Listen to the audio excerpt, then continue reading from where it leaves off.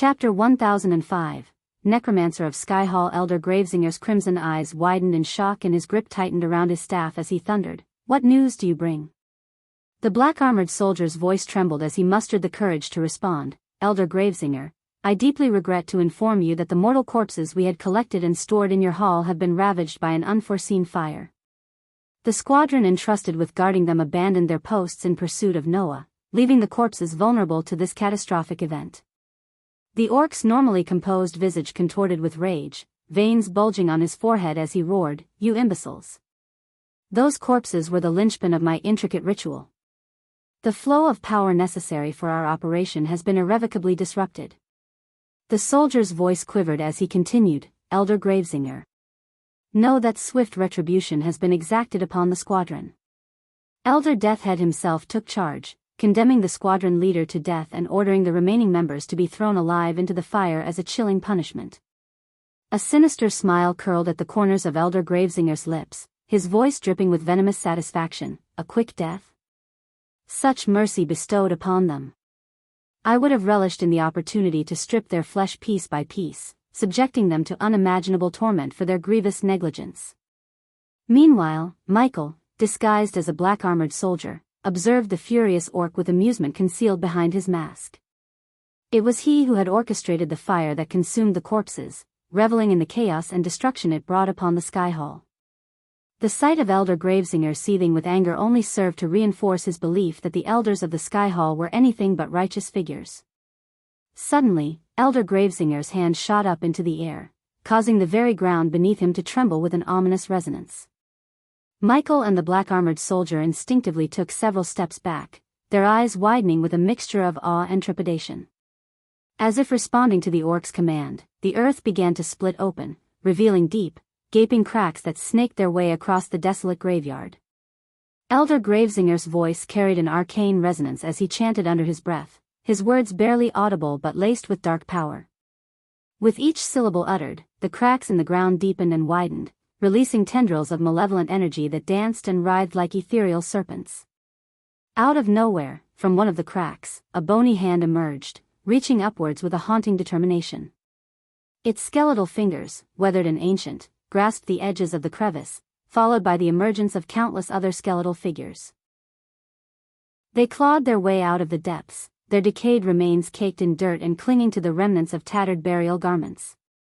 The graveyard became a chilling spectacle as the skeletal beings, once dormant in their eternal rest, rose from their slumber.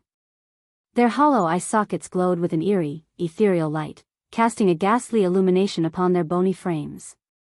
With jerky, unnatural movements, they shuffled forward, a legion of undead abominations called forth by the necromantic power of Elder Gravesinger. The air grew heavy with a palpable sense of horror as the skeletal horde assembled before their orc master. The chilling clatter of their bones reverberated through the night, a haunting cacophony that sent shivers down the spines of all who bore witness. The sight was both mesmerizing and horrifying, a macabre dance of death and undeath. As Elder Gravesinger surveyed his skeletal minions, a sinister smile played upon his lips, his eyes glowing with unholy delight. In that moment, Michael realized that the connection between Dalar, the Book of Death, and Elder Gravesinger ran deeper than he had ever imagined. The Orc Elder was a master of necromancy, wielding forces that defied the natural order and threatened to unleash a reign of terror upon the world. Elder Gravesinger's piercing gaze fell upon the black-armored soldier and Michael, his eyes burning with an intense malevolence. With a commanding tone, he spoke, his voice laced with dark authority. "You," he pointed his finger at the soldier, "gather the skeleton soldiers. They shall retrieve the coffins from Hall 12A and transport them to my pocket dimension. Ensure that they reach their destination intact." The black-armored soldier, his voice laced with a mix of obedience and fear, responded, "Yes, Elder Gravesinger. The skeleton soldiers will carry out your command." Elder Gravesinger turned his attention to Michael, his eyes narrowing as he studied the disguised figure. "And you, ensure that no one interferes with the skeleton soldiers' task. Protect their path and eliminate any who dare to stand in their way." Michael, hidden beneath the black armor, nodded in acknowledgement. "Consider it done, Elder Gravesinger. No one will impede the progress of your soldiers." With a final, chilling smile, Elder Gravesinger's gaze shifted back to the skeletal horde assembled before him. Go now, my minions. Retrieve the coffins and deliver them to the teleportation hall. Let nothing deter you. The power within those coffins is vital to our cause. The skeleton soldiers, animated by force beyond mortal comprehension, heeded their master's command. They moved with a surreal unity, their bony limbs propelling them forward in a macabre march. As they began their relentless journey toward Hall 12A, a chilling aura of death clung to their forms. Michael and the black-armored soldier, their mission clear, positioned themselves at the forefront of the procession. They became the guardians of the skeletal entourage, their senses heightened and ready to unleash whatever force necessary to maintain the unhindered progress of the undead legion. The corridors of the Sky Hall echoed with the hollow footsteps of the skeleton soldiers, their presence evoking a sense of dread and foreboding. They passed through crumbling chambers and devastated halls, their goal unwavering. As the skeleton soldiers marched through the debris-strewn corridor, their hollow eye sockets ignored the wary glances of the Sky Hall soldiers who had gathered there. Though the onlookers were not surprised by the presence of the skeletal army, an unease flickered across their faces, betraying their underlying fears. Leading the way, Michael and the black-armored soldiers guided the relentless procession toward Hall 12A. It dawned on Michael that this very hall housed the coffins containing the demon skeletons. These coffins were once exhumed from the depths of demon graves and brought to the Sky Hall for inspection before being sent to the Rising Hall. Drawing connections, Michael's mind raced as he pieced together the intentions of Elder Gravesinger. It became evident that the Orc Elder spearheaded the endeavor to unearth these demon coffins, presumably with the aim of raising an undead army to oppose him, the Dark Lord. The fortunate turn of events, with the fire ignited by Michael and Noah's escape, had compelled Elder Gravesinger to relocate the coffins to his pocket dimension outside the confines of the Sky Hall. A daring idea began to form in Michael's mind, fraught with risk yet pregnant with possibilities. The shifting tides of fate had granted him an opportunity to exploit this situation to his advantage. As they reached Hall 12A, Michael was greeted by the familiar sight of a vast warehouse, where ancient coffins stood in neat rows, their weathered surfaces whispering of the secrets held within. He observed how the path between Hall 12A and the teleportation hall had been swiftly repaired by the diligent Sky Hall soldiers, allowing for easy access and swift transportation. With the skeleton soldiers now in position, Michael and the black-armored soldier watched in awe as the skeletal beings moved with surprising coordination and speed, effortlessly carrying the coffins upon their bony shoulders. "I'll go ahead and wait in the teleportation hall," the black-armored soldier announced, stepping aside to make way for the procession of skeletons. "Very well," Michael nodded, his gaze fixed upon the skeletal soldiers as they lifted and bore the coffins away. The black-armored soldier let out a weary sigh, remarking, "Say what you want, but these damn things can certainly get the job done," before making his way towards the teleportation hall. Once the black-armored soldier disappeared from sight, Michael remained at the doorway, patiently biding his time. He knew that his plan hinged upon the precise moment, the perfect opportunity to execute his daring move. As he observed the movements of the skeleton soldiers, he discerned a pattern, a brief window of 12 seconds every 3 minutes when the hall would be devoid of their presence. 1, 2, 3. Michael counted silently, closing in on the crucial moment when the skeletons would momentarily vacate the hall in unison. When the awaited moment arrived, Michael sprung into action. He darted into the hall with swift agility, sliding open the lid of a nearby coffin, and leapt inside, closing the lid behind him in a hushed rush. He had managed to take advantage of those precious 12 seconds, slipping into the coffin undetected before the skeletal soldiers returned to the hall. Now concealed within the confines of the coffin, Michael's heart raced with anticipation. He knew that this risky maneuver would propel him deeper into the heart of the enemy's operations, bringing him one step closer to the truth and the ultimate confrontation with Elder Gravesinger. As darkness enveloped him, he braced himself for what lay ahead, ready to face whatever challenges awaited him on this perilous journey. Within the confines of the coffin, Michael experienced a mixture of sensations. The skeletal soldier's cold, bony hands securely grasped the edges of the coffin, lifting him effortlessly into the air. He felt a slight tremor coursing through the skeleton's form as it moved with an eerie grace, stepping forward and making its way through the corridor toward the teleportation hall. Every jostle and movement of the skeleton resonated within the coffin, causing Michael to feel a sense of confinement and anticipation. The rhythmic footsteps of the skeleton soldiers echoed in his ears as they carried him along, their hollow bones clicking and clacking with each step. As the procession neared the teleportation hall, Michael sensed a subtle shift in the air, as if it were charged with otherworldly energy. The low, resonant hum grew louder, seeping through the confines of the coffin, and he knew that the teleportation process was imminent. Finally, the skeleton soldier gently lowered the coffin to the ground, its movements calculated and precise. Michael could hear the muffled sounds of other coffins being set down beside him, forming a macabre symphony of eerie thuds. Then, a surge of power rippled through the air. The atmosphere distorted and shimmered, like a mirage bending reality. The room seemed to pulsate with energy, and Michael felt a surge of anticipation and trepidation. Amidst the eerie glow, ancient runes etched onto the ground began to radiate with vibrant light. The glyphs shimmered and danced with an otherworldly power, harnessing the power of celestial energy in the air. They pulsed and throbbed, their luminescent glow growing in intensity until finally, they erupted in a blinding burst of light. In an instant, the coffin, along with the others, vanished from the teleportation hall, leaving no trace behind. The rune's power had worked its mysterious magic, transporting the coffins to Elder Gravesinger's pocket dimension, where they would await his command. As the teleportation process concluded, the sensations that had enveloped Michael within the coffin dissipated into a still darkness. He felt a momentary disorientation, suspended in a void of uncertainty. His heightened senses strained to perceive any clues about the enigmatic pocket dimension he now found himself in. With anticipation pulsating through his veins, Michael awaited the moment when he would emerge from the coffin, revealing himself as the Dark Lord. The element of surprise hung in the air, an invisible cloak he would soon shed to confront Elder Gravesinger face to face. Little did the Elder know that fate had conspired to bring the one he sought to destroy directly to his doorstep. Chapter 1006, Getting the Demon Coffins. With the skull medallion clutched tightly in his hand, Elder Gravesinger made his way through the teleportation hall. As he pressed the medallion, the array beneath his feet glimmered, casting an ethereal light that engulfed the Elder. In an instant, he vanished from the hall, transported to his very own pocket dimension. This pocket dimension, curated specifically for his sinister necromantic rituals, exuded an eerie ambience. Its dark and foreboding atmosphere was tailor-made to accommodate Elder Gravesinger's macabre experiments and the awakening of the deceased.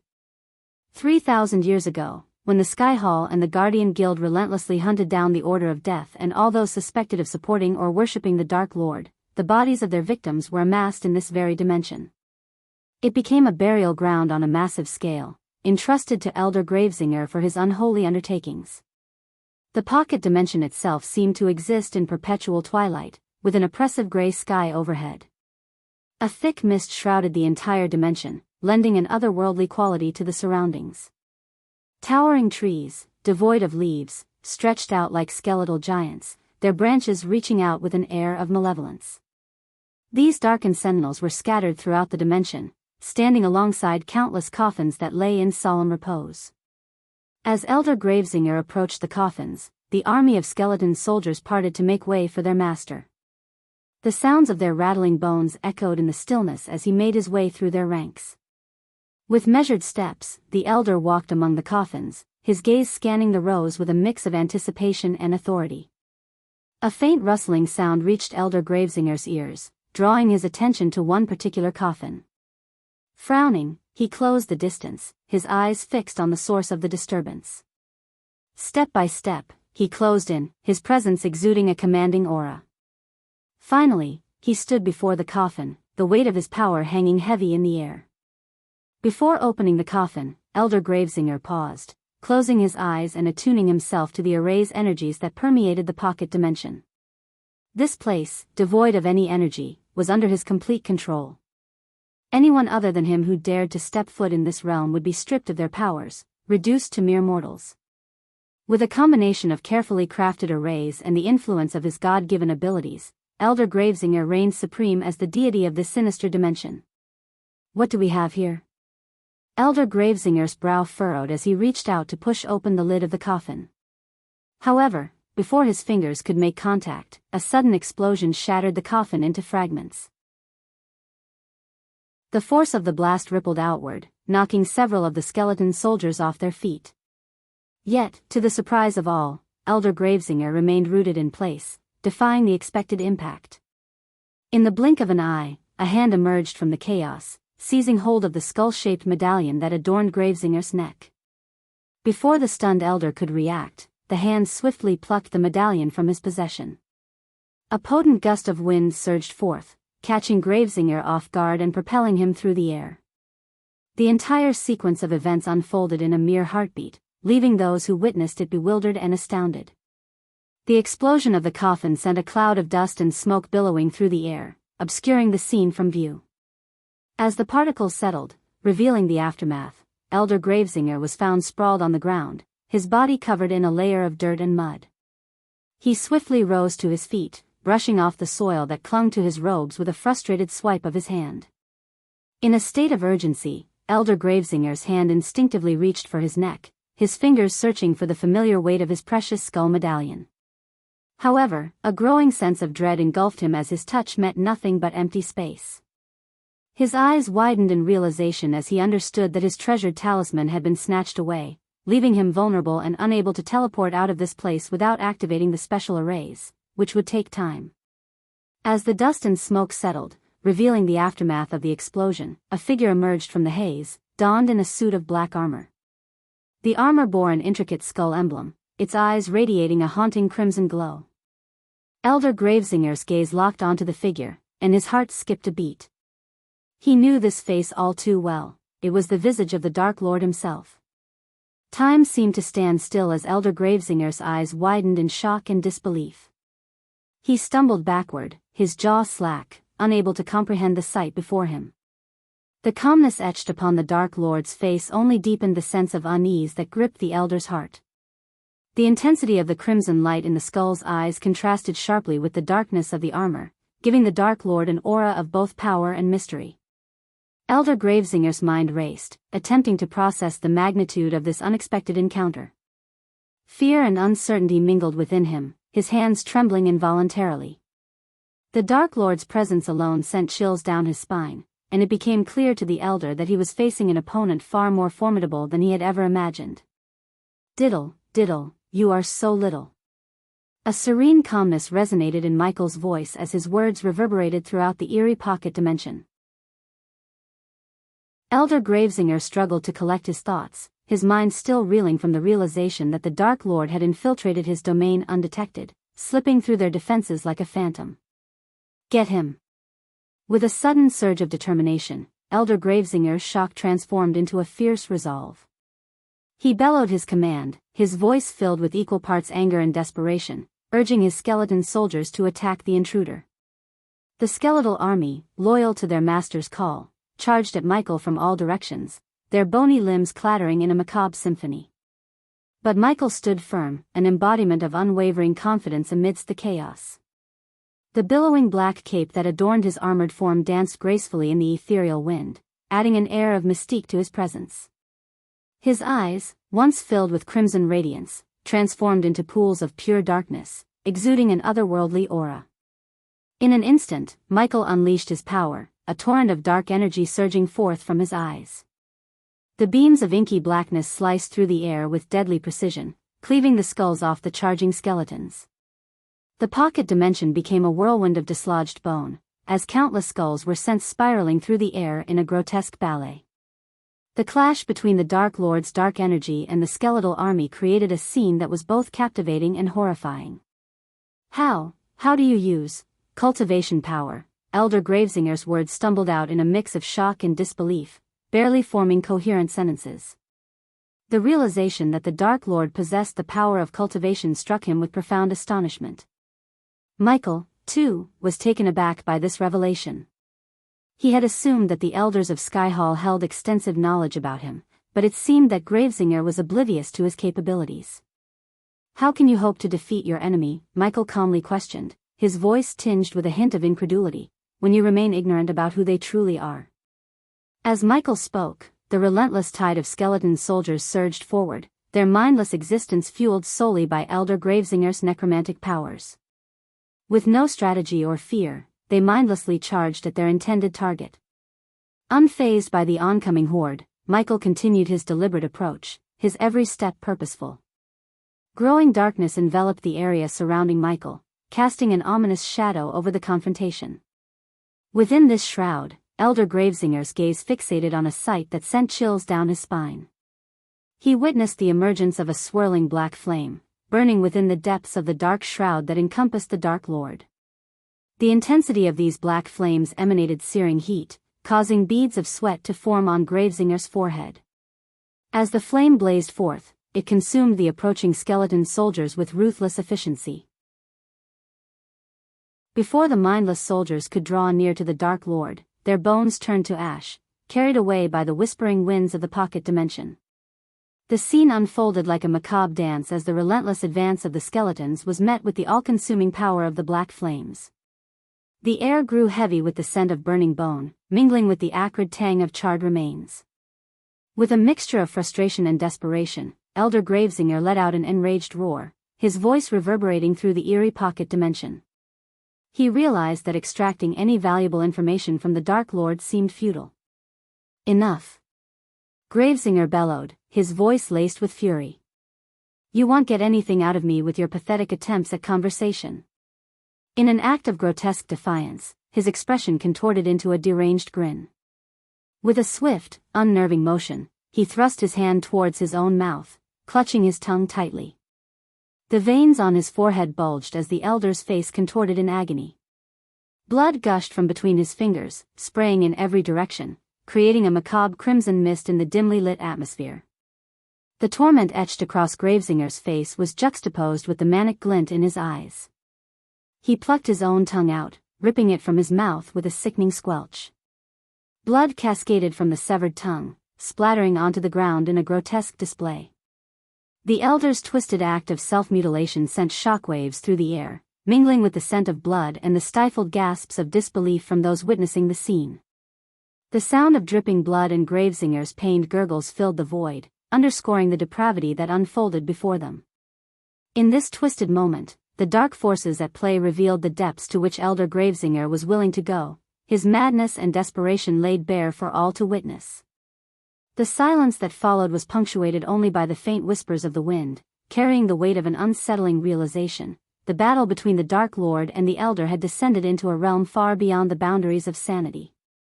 As the macabre scene unfolded, a chilling laughter erupted from the lips of the Dark Lord. The sound reverberated through the twisted pocket dimension, mingling with the echoes of Gravesinger's pained gurgles and the lingering scent of blood. Amidst his laughter, the Dark Lord's voice rang out, cold and menacing. "Oh, Gravesinger, you misunderstand. I have no interest in torturing you for information. You possess nothing I need." His laughter subsided, replaced by an unsettling calmness that sent shivers down the spines of those present. Leaning closer, the Dark Lord's crimson eyes pierced through the shadows, fixed upon Gravesinger's bloodied form. "No, my dear Elder, I am here for a much simpler purpose. I have come to kill you and claim all these coffins that you have amassed." The casualness in the Dark Lord's tone was unnerving, his words laced with a dangerous certainty. There was no room for negotiation or compromise. His intentions were clear, and the weight of his words hung heavy in the air. Chapter 1007, Meeting the God of Necromancy. Surrounded by the engulfing dark flames, Michael strode forward with an air of calm determination. The skeleton soldiers, drawn to Elder Gravesinger's agonizing roar, found themselves consumed by the intense heat before they could even reach their intended target.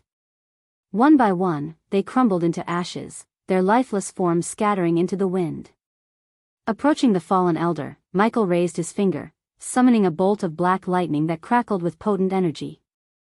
With precision and power, he directed the lightning at the orc's knees, shattering them in an instant.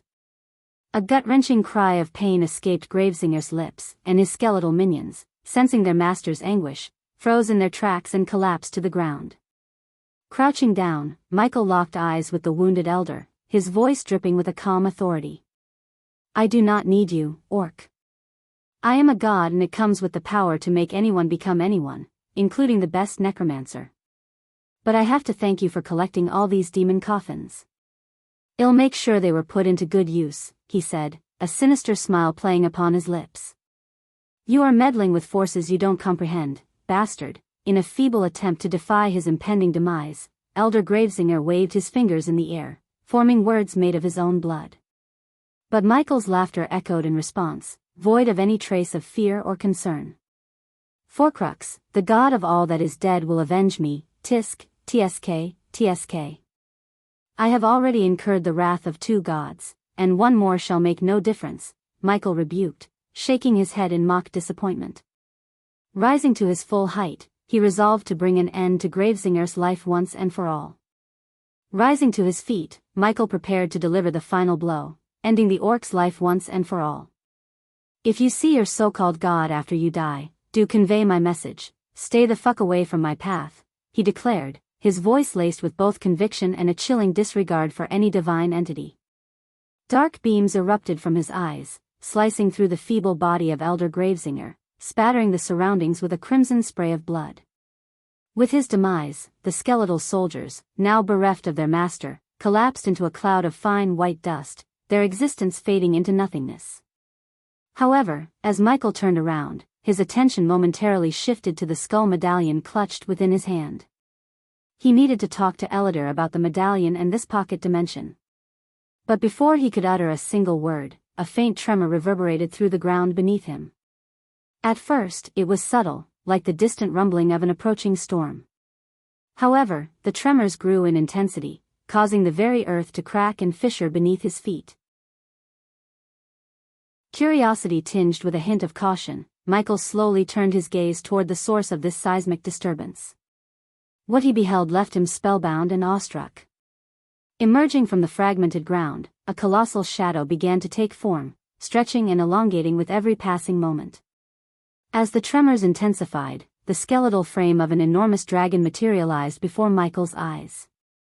Each bone glimmered with an eerie phosphorescence as if infused with the remnants of countless fallen creatures.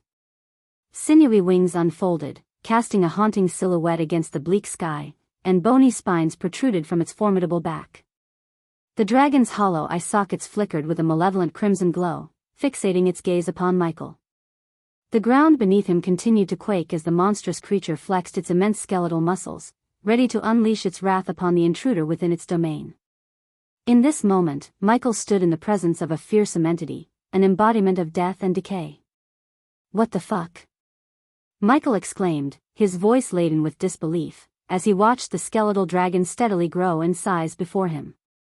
Its bone structure expanded and elongated, stretching further into the sky with an eerie grace. The ground quaked violently beneath Michael's feet, threatening to knock him off balance. As the dragon reached a colossal magnitude, its presence seemed to transcend the physical realm. Suddenly, a chilling voice echoed through the dimension, reverberating in Michael's ears. You have slain one of my devoted worshippers, Dark Lord, the voice intoned with an otherworldly resonance. Now, you shall pay the price for your audacity. A sense of foreboding washed over Michael as he recognized the voice as that of Forcrux, the self-proclaimed god of all that is death. His calm facade faltered for a moment, replaced by a flicker of uncertainty. Gathering his composure, he muttered under his breath, "Is this the work of Forcrux?" The monstrous skeletal dragon continued to grow, its colossal form dwarfing Michael in comparison. Its bones creaked and groaned, an unsettling symphony accompanying its expansion. The dark voids of its eye sockets bore into Michael's very essence, and an aura of malevolence permeated the air. Panda's novel. Calm in the face of this menacing monstrosity, Michael's expression remained remarkably composed. His mind raced, assessing the situation and formulating a plan to confront this embodiment of death and destruction. As the skeletal dragon unleashed a torrent of cold crimson flames from its gaping maw, Michael's instincts kicked in. He swiftly dodged to the side, narrowly avoiding the searing heat that threatened to engulf him. The flames licked at the air, scorching the ground where he had stood just moments before. The dragon, undeterred by its missed attack, lunged forward, its immense jaws snapping hungrily in Michael's direction. With lightning reflexes, he evaded the razor-sharp teeth that aimed to tear him apart. The force of the dragon's jaws clamped shut, sending a shockwave through the air that rattled the nearby coffins. In that moment, Michael's mind raced, analyzing the situation. He realized that engaging in a direct confrontation with the dragon amidst the coffins would risk damaging the very resources he sought to claim. He swiftly deduced that his best course of action was to lure the beast away from the vulnerable coffins, where collateral damage could be minimized. With determination in his eyes, Michael swiftly formulated a plan. He leaped back, putting some distance between himself and the dragon, and then turned to face his colossal foe. His gaze met the crimson glare emanating from the dragon's eye sockets, and he smirked. "I'll take this dance elsewhere," he murmured under his breath, his voice laced with a calculated resolve. Taking advantage of his agility, Michael sprinted toward the outskirts of the pocket dimension, deftly maneuvering between the towering skeletal trees. The ground trembled beneath him as the dragon pursued, its bony wings stretching wide in an attempt to gain speed. Michael knew that in order to defeat this formidable opponent, he needed to strategize and exploit any weaknesses. As the thunderous footsteps of the skeletal dragon echoed behind him, Michael pushed himself to the limits of his speed. His heart pounded in his chest as he weaved through the desolate landscape, the dragon's hot breath lingering on his heels. Feeling the dragon's fiery breath growing closer, Michael knew he had to change the rules of engagement. With a swift motion, he activated the hidden mechanisms within his armor. Metallic wings unfurled from his back, glimmering with an otherworldly light. With a single powerful flap, Michael soared into the sky, leaving the ground beneath him and the pursuing dragon behind. The skeletal dragon unleashed its wrath, sending forth a barrage of cold crimson flames that streaked through the air toward Michael. With keen reflexes, he maneuvered through the fiery onslaught, twisting and turning mid-air with acrobatic grace. He weaved between the flames, his movements resembling a dance, his body seemingly defying the laws of physics. "I think you should take a look at Panda's novel." Commissing his agile wings to their fullest advantage, Michael executed swift dives and sudden ascents, evading the lethal breath of the dragon. He could feel the searing heat as the flames grazed his armored form, but he refused to let it hinder his focus. His mind raced, calculating the dragon's patterns and anticipating its every move. At times, he executed daring barrel rolls, spinning in mid-air to narrowly avoid the encroaching flames. Other moments saw him executing sharp turns and spirals, exploiting the dragon's sheer size and lack of agility. With each evasive maneuver, Michael demonstrated his mastery over the skies, staying one step ahead of the skeletal menace. The chase continued, the dragon's relentless pursuit matched only by Michael's unwavering determination. With every passing moment, he grew more adept at evading the dragon's destructive flames, his movements becoming increasingly fluid and precise. He danced with the danger, embracing the thrill of the chase while staying ever vigilant. Through his agile aerial acrobatics, Michael skillfully defied the dragon's attempts to corner him. He utilized every advantage his metallic wings granted him, soaring higher and swooping lower, taunting the beast with his elusiveness. The dragon's enraged roars filled the air as its frustration mounted, unable to catch hold of its elusive prey. In this exhilarating game of cat and mouse, Michael's skill and quick thinking kept him one step ahead. With a burst of determination, Michael flapped his wings with all his might, propelling himself higher and higher into the sky. As he ascended, the force of gravity became an enemy to the skeletal dragon. The higher they flew, the harder it became for the dragon to maintain its grip on the physical realm. Bones began to dislodge from the dragon's skeletal form, cascading down like macabre rain. The dragon's once mighty frame showed signs of strain, its movements becoming sluggish and erratic. It struggled to keep pace with Michael, who now circled above it, observing the dragon's plight with a mix of amusement and triumph. Michael's voice echoed through the air, laced with a mocking tone. "Is this the extent of your power?" The skeletal dragon emitted a low, guttural growl, a mix of frustration and rage. But its attempts to retaliate were feeble, its once powerful flames reduced to weak flickers. It thrashed and flapped its remaining bony wings, desperately trying to maintain its altitude, but to no avail. Michael continued to taunt the dragon, reveling in his advantage. "Come on, just a little further." The dragon's weakened form trembled under the strain, bones cracking and splintering as it struggled to stay afloat. Michael's eyes glinted with a mixture of satisfaction and confidence as he watched the dragon's futile struggle. "Now, witness the true power of a god," Michael declared, his voice carrying an air of superiority. "Hi everyone, I hope everyone is doing great. Recently, I've told by some readers how they are affected by the price increases in their country. I know that because I have experience too. So because of that, I decided to reduce the prices for the priv tiers. Note that, if I had other means for an income, I would greatly reduce the prices, but since it wasn't the case and the author have to eat, I reduced the prices as much as I could. These are the price differences. Current price 5 chap priv equals 450 coins, 10 chap priv equals 1000 coins, 15 chap priv equals 1400 coins, 20 chap priv equals 2000 coins. New price 5 chap priv equals 400 coins, 10 chap priv equals 950 coins, 20 chap priv equals 1650 coins, 25 chap priv equals 2100 coins. On top of that, I will add some discount percentage. Let me know your thoughts in the comments section.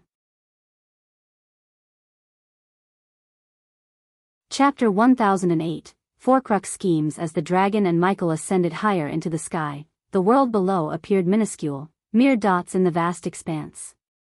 Michael's mind raced, contemplating his options for combating the formidable skeletal beast. He realized that his dark swords would be insufficient against such a massive opponent, as the dragon's skeletal frame seemed impervious to their piercing strikes. In a moment of clarity, Michael's hand instinctively reached for his ultimate weapon, the Doomsbringer. With a fierce determination, he summoned the ancient black warhammer, engraved with intricate runes that glowed with a sinister aura.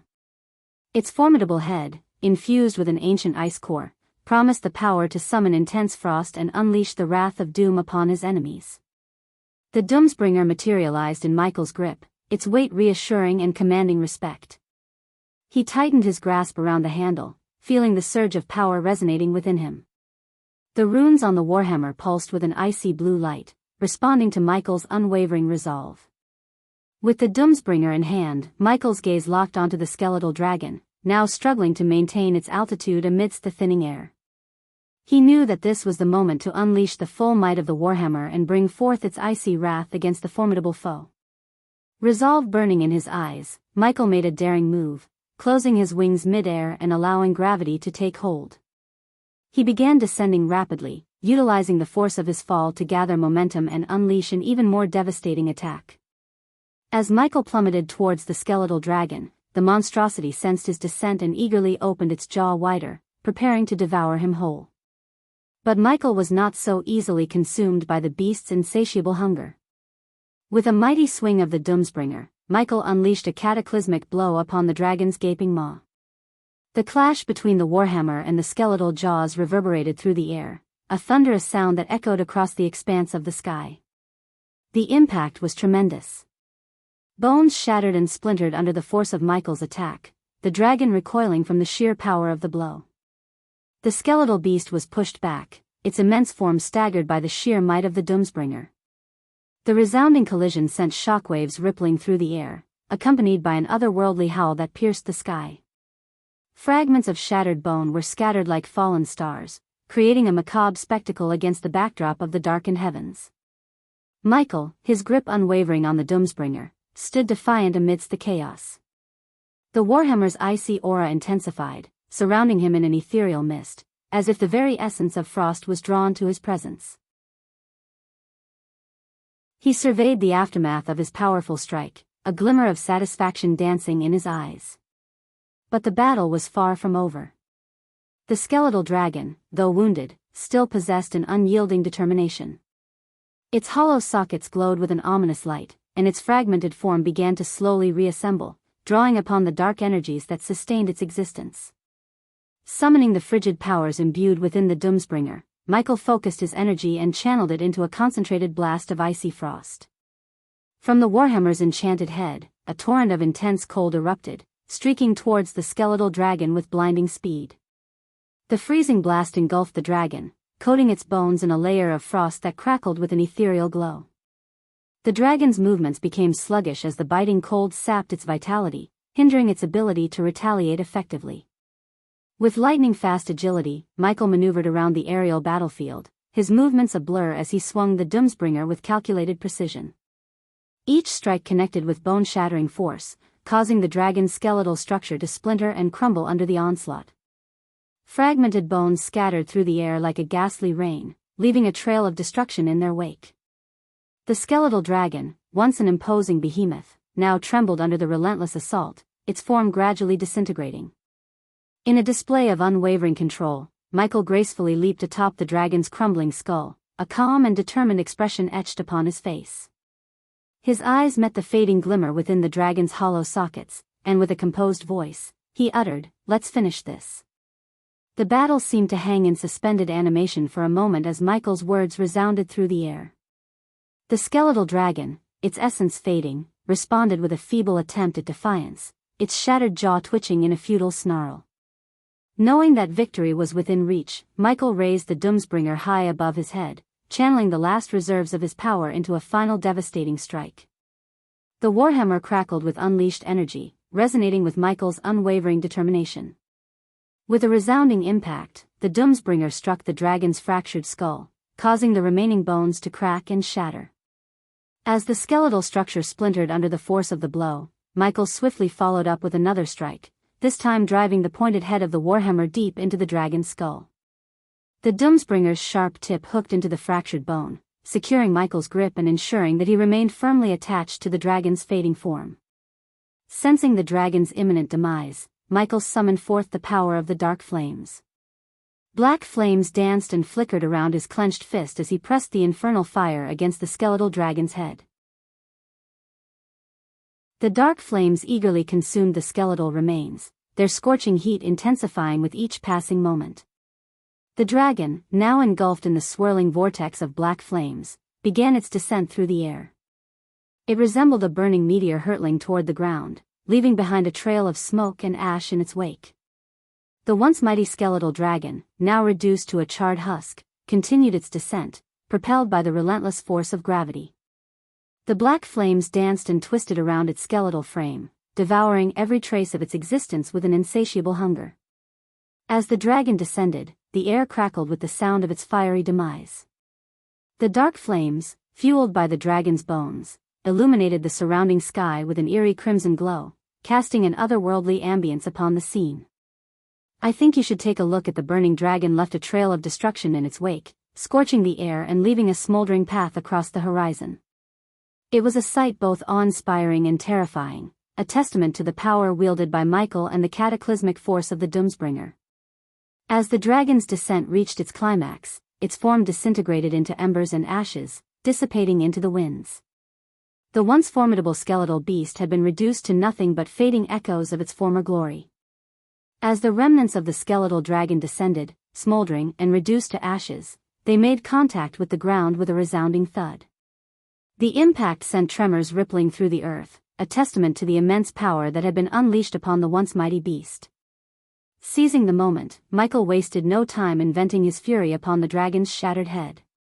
With a series of thunderous stomps, he brought his boot crashing down upon the charred remains, obliterating any trace of the skeletal creature that had dared to challenge him. Each stomp reverberated through the air, a declaration of his dominance and a symbol of his triumph. The remnants of bone crunched and crumbled beneath his relentless assault, further reducing the dragon's remains to mere dust and fragments.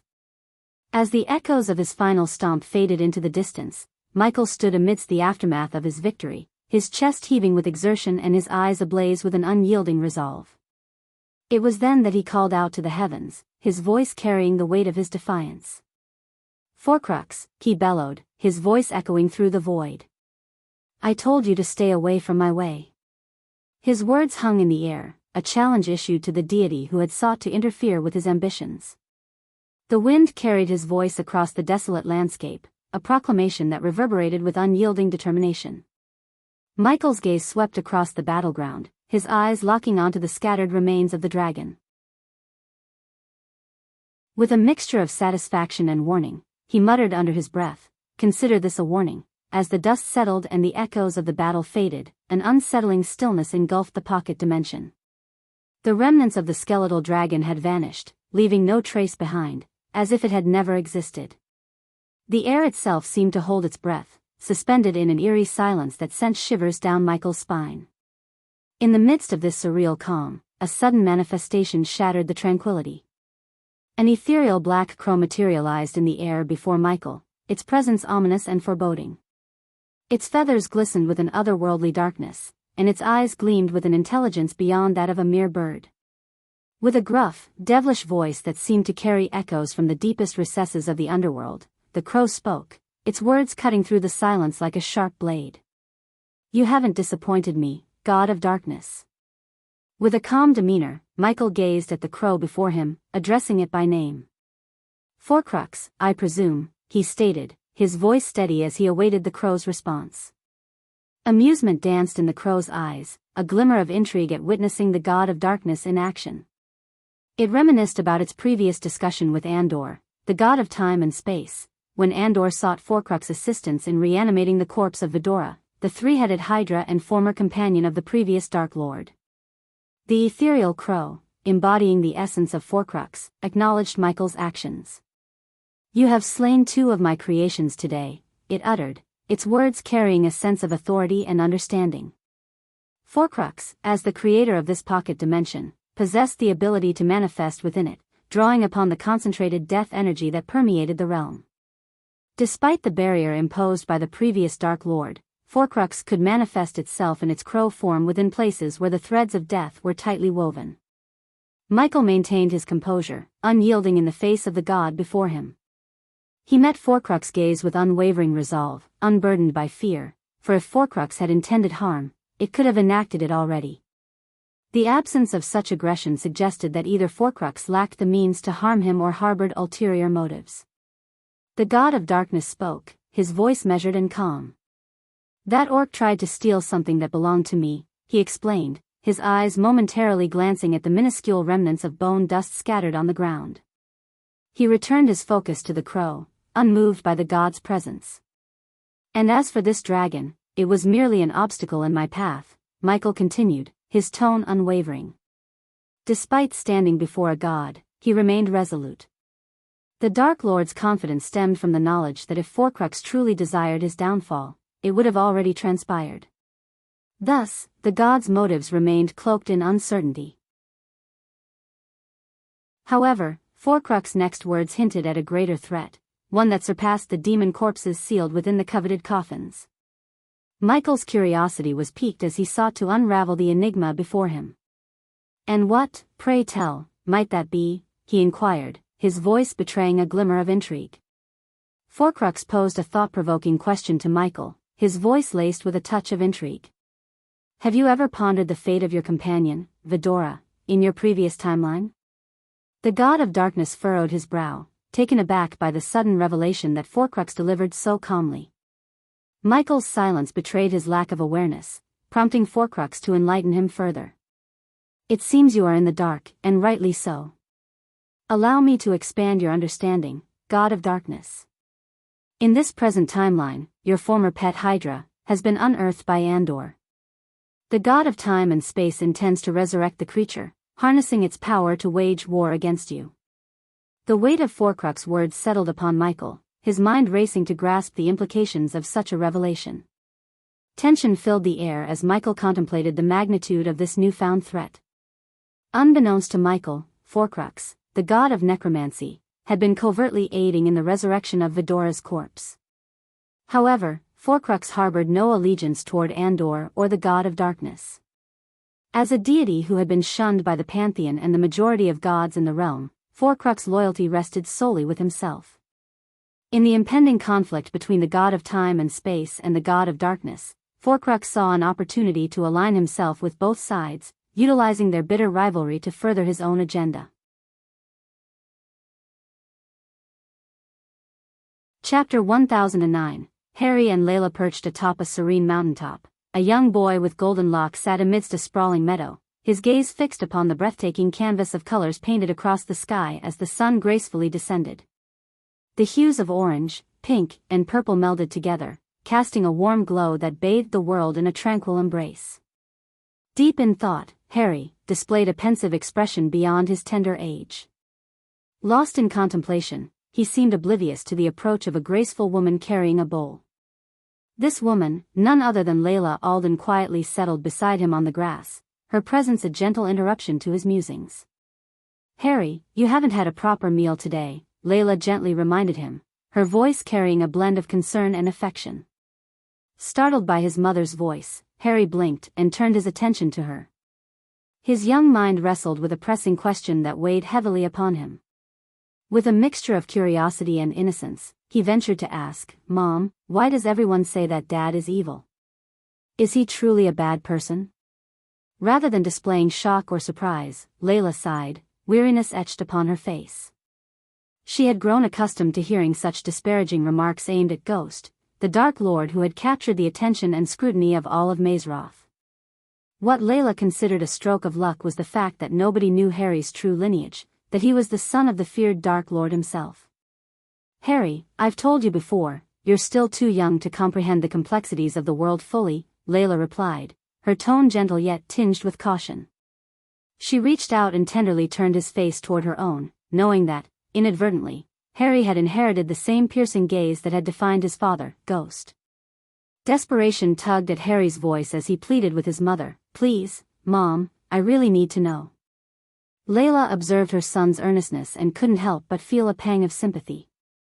The weight of the world seemed to rest upon his young shoulders, burdened by the judgment and fear surrounding his father's reputation. "Why this sudden urgency, Harry?" Layla inquired, her concern etched in her voice. Harry's voice quivered with a mix of apprehension and vulnerability as he revealed his innermost fears. "I can't bear it anymore, Mom. Everywhere I go, the children label him as the big, bad evil. Knowing that he is my father, I'm terrified that I might inherit his darkness." The raw emotion in Harry's words struck Layla deeply, melting away the coldness that had enveloped her heart. Moved by her son's distress, she instinctively drew closer, enfolding him in a comforting embrace that exuded motherly warmth. Gently, Layla reached for a morsel of honey-glazed rice from the bowl beside them, her hand moving with tenderness and care. She lifted the morsel to Harry's lips, offering sustenance and affection in a single gesture. "Harry, my love, your father is not the monster that others perceive him to be," Layla assured him, her voice laced with sincerity and love. Harry's voice trembled with uncertainty as he raised another question, "But Mom, I witnessed him. I saw him take Aunt Edith's life. People say he has caused harm to countless others. What if I become like him?" Layla tenderly brushed away a few lingering grains of rice from the corner of Harry's lips before continuing to feed him, a gesture filled with love and reassurance.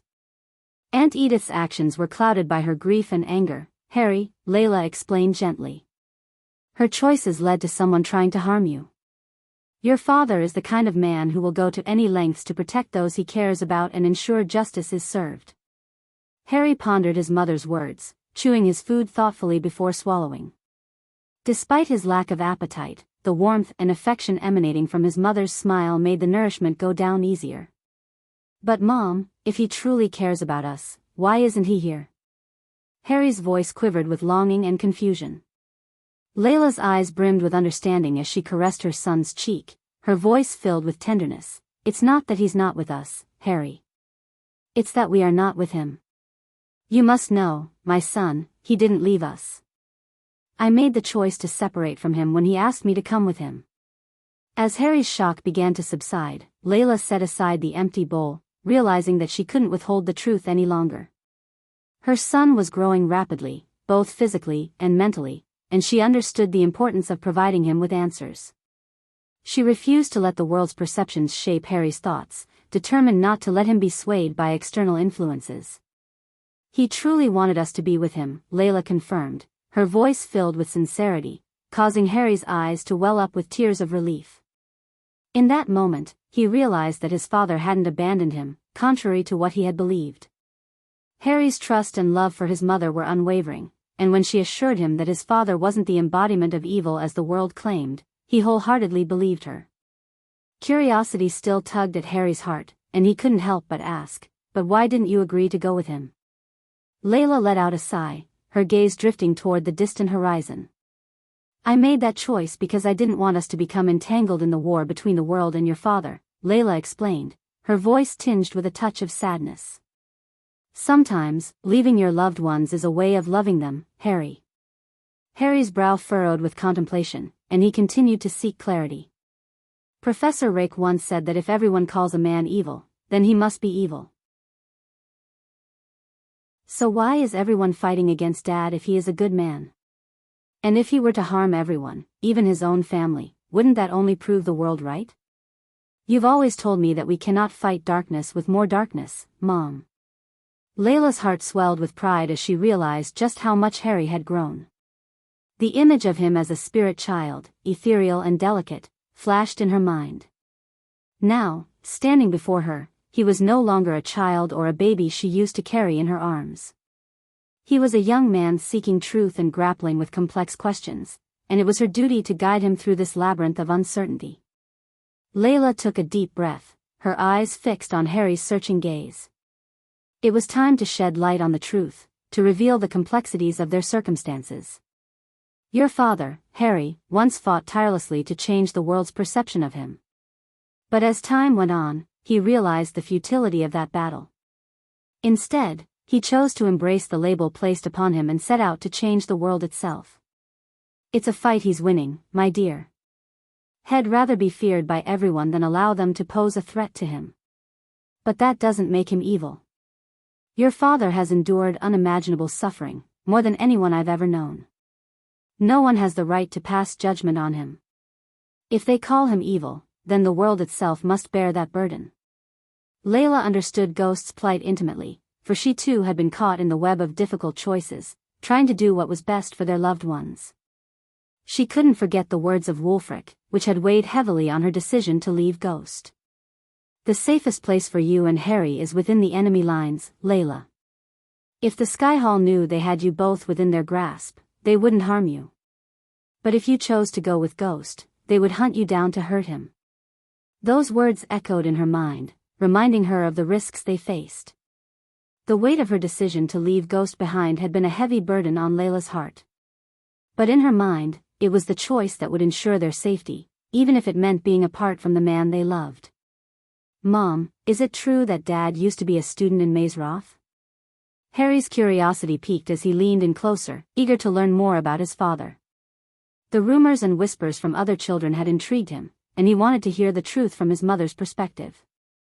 Yes, it's true, Harry, Layla confirmed, a fond smile playing on her lips as she reminisced. Your father was not only a student, but he was also considered one of the brightest. Professor Lane, who was known for his alchemy expertise, took a special interest in Ghost's abilities. They had a unique bond, like mentor and protege. Your father's talent as an alchemist surpassed all expectations. He was a true master of his craft. Harry's eyes widened in awe. He had always heard stories of his father's notorious deeds, but this new revelation sparked a sense of pride within him. He wanted to know more about the man behind the reputation. But, Mom, Harry continued, why does everyone only focus on the bad things? Are there no good deeds that Dad has done? Layla's smile grew warmer as she gently brushed a strand of hair away from Harry's face. Oh, my dear boy, the world often forgets about the goodness in people when darkness overshadows them. Your father's true nature goes beyond the rumors and fear surrounding him. There is a side to him that many have not seen. She paused for a moment, her eyes glimmering with fond memories. Did you know that there is a small town called Bradford? Your father single-handedly transformed it from a struggling fishing village into a thriving community. The people there look up to him as their savior. He used his alchemical knowledge and resources to bring prosperity and happiness to their lives. Does that sound like something an evil man would do? Harry's eyes widened with amazement.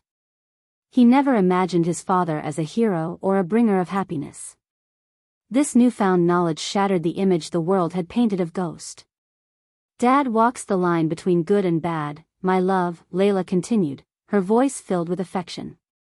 He is a complex individual, driven by his own sense of justice and determination. Most people in this world can be easily categorized as either good or bad, but your father defies such simplistic labels. He seeks to protect those he cares about and fights for a cause he believes in, even if it means facing the world's judgment. Harry pondered his mother's words, trying to reconcile the conflicting images of his father in his mind. He realized that he had only scratched the surface of understanding who Ghost truly was. The stories of his kindness and brilliance began to overshadow the tales of darkness and fear. Curiosity still burning in his eyes, Harry couldn't help but ask another question. Mom, Sister Johanna and Nerida said something about you trying to kill Dad once. Is that true? Those two can't seem to keep a secret, Layla sighed, her voice filled with both amusement and exasperation. After a moment, she composed herself and met Harry's gaze. Women can sometimes get really angry, Harry. It's like a storm inside them, and it's best for a man to agree with them even if they haven't done anything wrong, just to keep the peace. But your dad was different. He didn't back down easily. When we had an argument, he stood his ground and actually made a lot of sense, Layla explained with a warm smile. Harry's young mind struggled to comprehend his mother's words.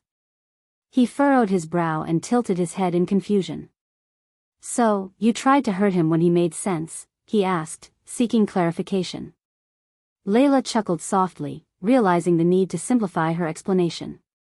Well, when a man makes sense in an argument, sometimes a woman might react by crying or even wanting to hurt him. It's like a strange rule, she said, trying to find a light-hearted tone. Harry's eyes widened in surprise. He couldn't quite grasp the idea that someone could respond with violence when faced with sense and reason. It seemed illogical to him. But that doesn't make sense, Mom. Why would someone want to hurt another person when they're making sense? He asked innocently. Layla's laughter filled the air as she saw the genuine confusion on Harry's face. She realized that trying to simplify the explanation further was necessary. You're right, my dear. It doesn't make much sense, does it? Sometimes, people can react in unpredictable ways, even to things that seem logical. It's a quirk of human nature, I suppose, she replied, her tone gentle and understanding. Harry nodded, accepting his mother's explanation. He may not fully comprehend the intricacies of adult interactions, but he trusted his mother's words. After all, she had always been his guiding light, the one who offered love and reassurance in even the most confusing times. The conversation faded into a comfortable silence as mother and son sat together, the fading light of the day casting a warm glow around them. Harry felt a sense of peace settling within him, knowing that even in the midst of complexity, his mother would always be there to offer guidance and love. Chapter 10:10, The Fallen Gods arc begins. Meanwhile, Selisi stood in her grand hall, a space that reflected her strategic mind and housed her vast collection of knowledge. The round table at the center was adorned with maps, scrolls, and intricate models of battle formations, serving as a constant reminder of the war they waged in the shadows. The walls were lined with shelves holding countless books, each one meticulously chosen to hone her tactical prowess. A grand sofa set provided a comfortable spot for contemplation, while a board displayed a mosaic of news clippings and portraits, a visual representation of the Dark Lord's deeds and their resistance against him.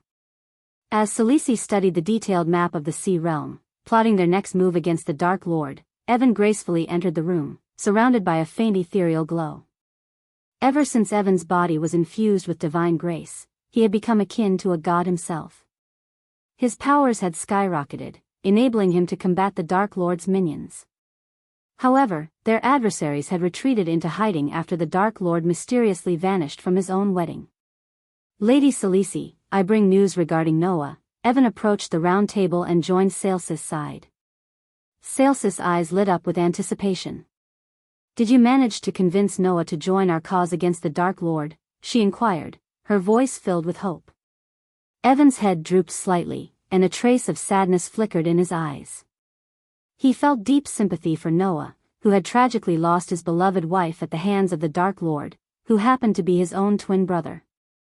As if that wasn't enough, Noah's father had been imprisoned by the Sky Hall, and his sister, Rowena Winston, remained missing. Rumors circulated about Rowena's fate, some suggesting she had perished, while others claimed she had disappeared after learning the shocking truth of her relation to the Dark Lord. Selisi had informed Evan that even if Rowena were to resurface, the Sky Hall would undoubtedly punish her for her actions during the Nagaland War. Despite learning of the Dark Lord's identity as her younger brother, Rowena had fearlessly placed herself in harm's way, shielding him from a lethal energy beam during the conflict. However, in the eyes of the Sky Hall, her courageous act was deemed treasonous. If she were still alive, the Sky Hall would surely seek retribution, regardless of her esteemed position as the Holy Maiden. The weight of these revelations weighed heavily on Evan's heart as he relayed the news to Selisi. He understood the immense burden Noah carried, the anguish of losing a loved one and the relentless search for answers and justice. The Shadow Clan's mission to overthrow the Dark Lord had become even more crucial, not only for their cause but for the sake of Noah, Rowena, and countless others affected by the Dark Lord's reign of terror. We should allow Noah some time to process everything. How did he appear? Was he filled with rage or did he manage to maintain his composure? Selsis' inquiry, though seemingly unusual, held a purposeful significance. Evan understood that Selsis' questions always held deeper meaning. Surprisingly, he seemed remarkably calm. It was as if the weight of losing his wife and family hadn't taken its toll on him, Evan replied. Noah's demeanor and how he conducted himself left Evan taken aback. He had anticipated a furious outburst from Noah upon discovering the fate of his beloved Alicia. Yet, instead of succumbing to anger, Noah had chosen seclusion atop a solitary mountain, appearing composed and serene. Selisi couldn't help but feel a sense of satisfaction upon hearing Evan's response. However, she remained outwardly expressionless, maintaining her enigmatic demeanor. A man who remains calm even in the face of anger is far more dangerous than one who outwardly displays his rage, Selisi stated, her words carrying a weight of wisdom. Evan nodded, acknowledging the truth in Selsis' statement. There was an unsettling power in someone who could contain their anger and channel it with purpose and precision. Noah's tranquility in the midst of such profound loss hinted at a depth of resolve and determination that could prove formidable in their fight against the Dark Lord. Regardless of whether Noah chooses to join our cause or not, I am certain he will stand against the Dark Lord. As a man, he will seek vengeance for his wife, Evan expressed, his conviction unwavering. Selisi nodded in agreement, knowing the deep well of anger that must be brewing within Noah, especially considering the Dark Lord was his own twin brother. Returning her focus to the map of the Sea Realm, Selisi contemplated their next course of action. Evan, I need you to venture into the Sea Realm and investigate the recent energy radiation that Hammond's contraption detected, Selisi instructed, her voice steady and determined. Evan was well aware that since the fallen gods had regained their graces, one of Hammond's inventions had detected a powerful surge of energy emanating from the Sea Realm. Reports from Selsis spies revealed that the Water God Hall had also discovered this anomaly and dispatched a team deep into the depths of the ocean to investigate. Keep in mind that the Water God Hall's team may pose some resistance. Try to handle the situation peacefully, but if necessary, dispose of them, Selisi added, emphasizing the importance of securing the energy source before the Dark Lord could lay claim to it. Leaning against the table, Evans studied the map, absorbing the details. Selisi continued her explanation, her voice tinged with a sense of urgency. I have a strong feeling that this energy radiation is somehow connected to the Dark Lord. We cannot allow him to obtain it. As long as the Dark Lord remains below the heavenly stage of power, we can hold our ground with the aid of the fallen gods. Evan's brows furrowed in concern as he posed a crucial question. What if the Dark Lord surpasses the heavenly stage? What will happen then? He inquired, fully aware of the formidable might possessed by the Dark Lord, the God of Darkness. I think you should take a look at Panda's novel. Selisi's gaze turned solemn, her voice tinged with a hint of worry. If that happens, the fallen gods will stand no chance against the Dark Lord. Only Noah, with his unique abilities and determination, will have a fighting chance. However, even then, Noah will require something truly extraordinary to defeat the Dark Lord. The weight of their mission hung heavily in the air, as Selisi and Evan exchanged a knowing glance. The stakes were higher than ever, and the impending confrontation with the Dark Lord loomed ominously on the horizon. Selsis' mind raced with strategic plans and contingencies, recognizing the crucial role they played in preventing the Dark Lord from obtaining the mysterious energy source. The fate of their world rested in their hands, and they would stop at nothing to ensure that darkness would not prevail. We must also consider the possibility that the Dark Lord has spies within the sea realm. Time is of the essence, Evan. You need to depart today, Khaleesi stated with a sense of urgency, emphasizing the need for swift action. Before Evan embarked on his mission, he felt compelled to address a pressing concern regarding Princess Zanali and the situation in Nagaland. Evan couldn't help but question whether leaving Zanali in Nagaland was the best course of action, given the perilous circumstances. Furthermore, he wondered if there was any way to heal Zanali's broken meridians, a consequence of the Dark Queen's treacherous actions. Lady Khaleesi, is it truly wise to leave Princess Zanali in Nagaland? And is there any possibility of restoring her meridians? Evan inquired, his voice tinged with genuine concern. While he respected Sales's unwavering dedication to their cause, he couldn't shake the feeling that Zanali was being sacrificed in the process. Having already lost her husband at the hands of Gaia, who happened to be both the Dark Lord's wife and Sales's stepdaughter, Evan couldn't help but worry for Zanali's well-being. The revelation that Gaia, the Dark Queen, had slain her own father and shattered Zanali's meridians had shocked many, leaving a sense of disbelief in its wake. Pandus novel. Calm Khaleesi took a moment to gather her thoughts, her expression composed yet carrying a subtle hint of sadness. She understood the underlying concerns and the weight of her decision regarding Zanali's fate. The kingdom is in capable hands, Evan. As for the Dark Lord, he has no reason to harm Zanali, Khaleesi reassured, her words intended to provide solace. However, deep down, even Zanali, her own daughter, was but a pawn in her intricate game against the Dark Lord. Khaleesi harbored a hidden agenda, using Zanali's relationship with Noah to stoke his flames of anger and vengeance further. Khaleesi desired for Noah to be consumed by his fury before facing the Dark Lord, ensuring that no remnants of brotherly affection would sway him. She knew all too well that the Dark Lord would show no mercy towards Noah, and Khaleesi wanted him to be prepared for the ruthless battle ahead. Unbeknownst to Evan, Sales's motives remained shrouded in the depths of her complex strategy. The sacrifices she made for the greater good weighed heavily on her conscience, but she remained resolute in her pursuit to dismantle the Dark Lord's reign. For now, Zanali's safety rested on the delicate edge of their plans, an unavoidable casualty in the battle against darkness.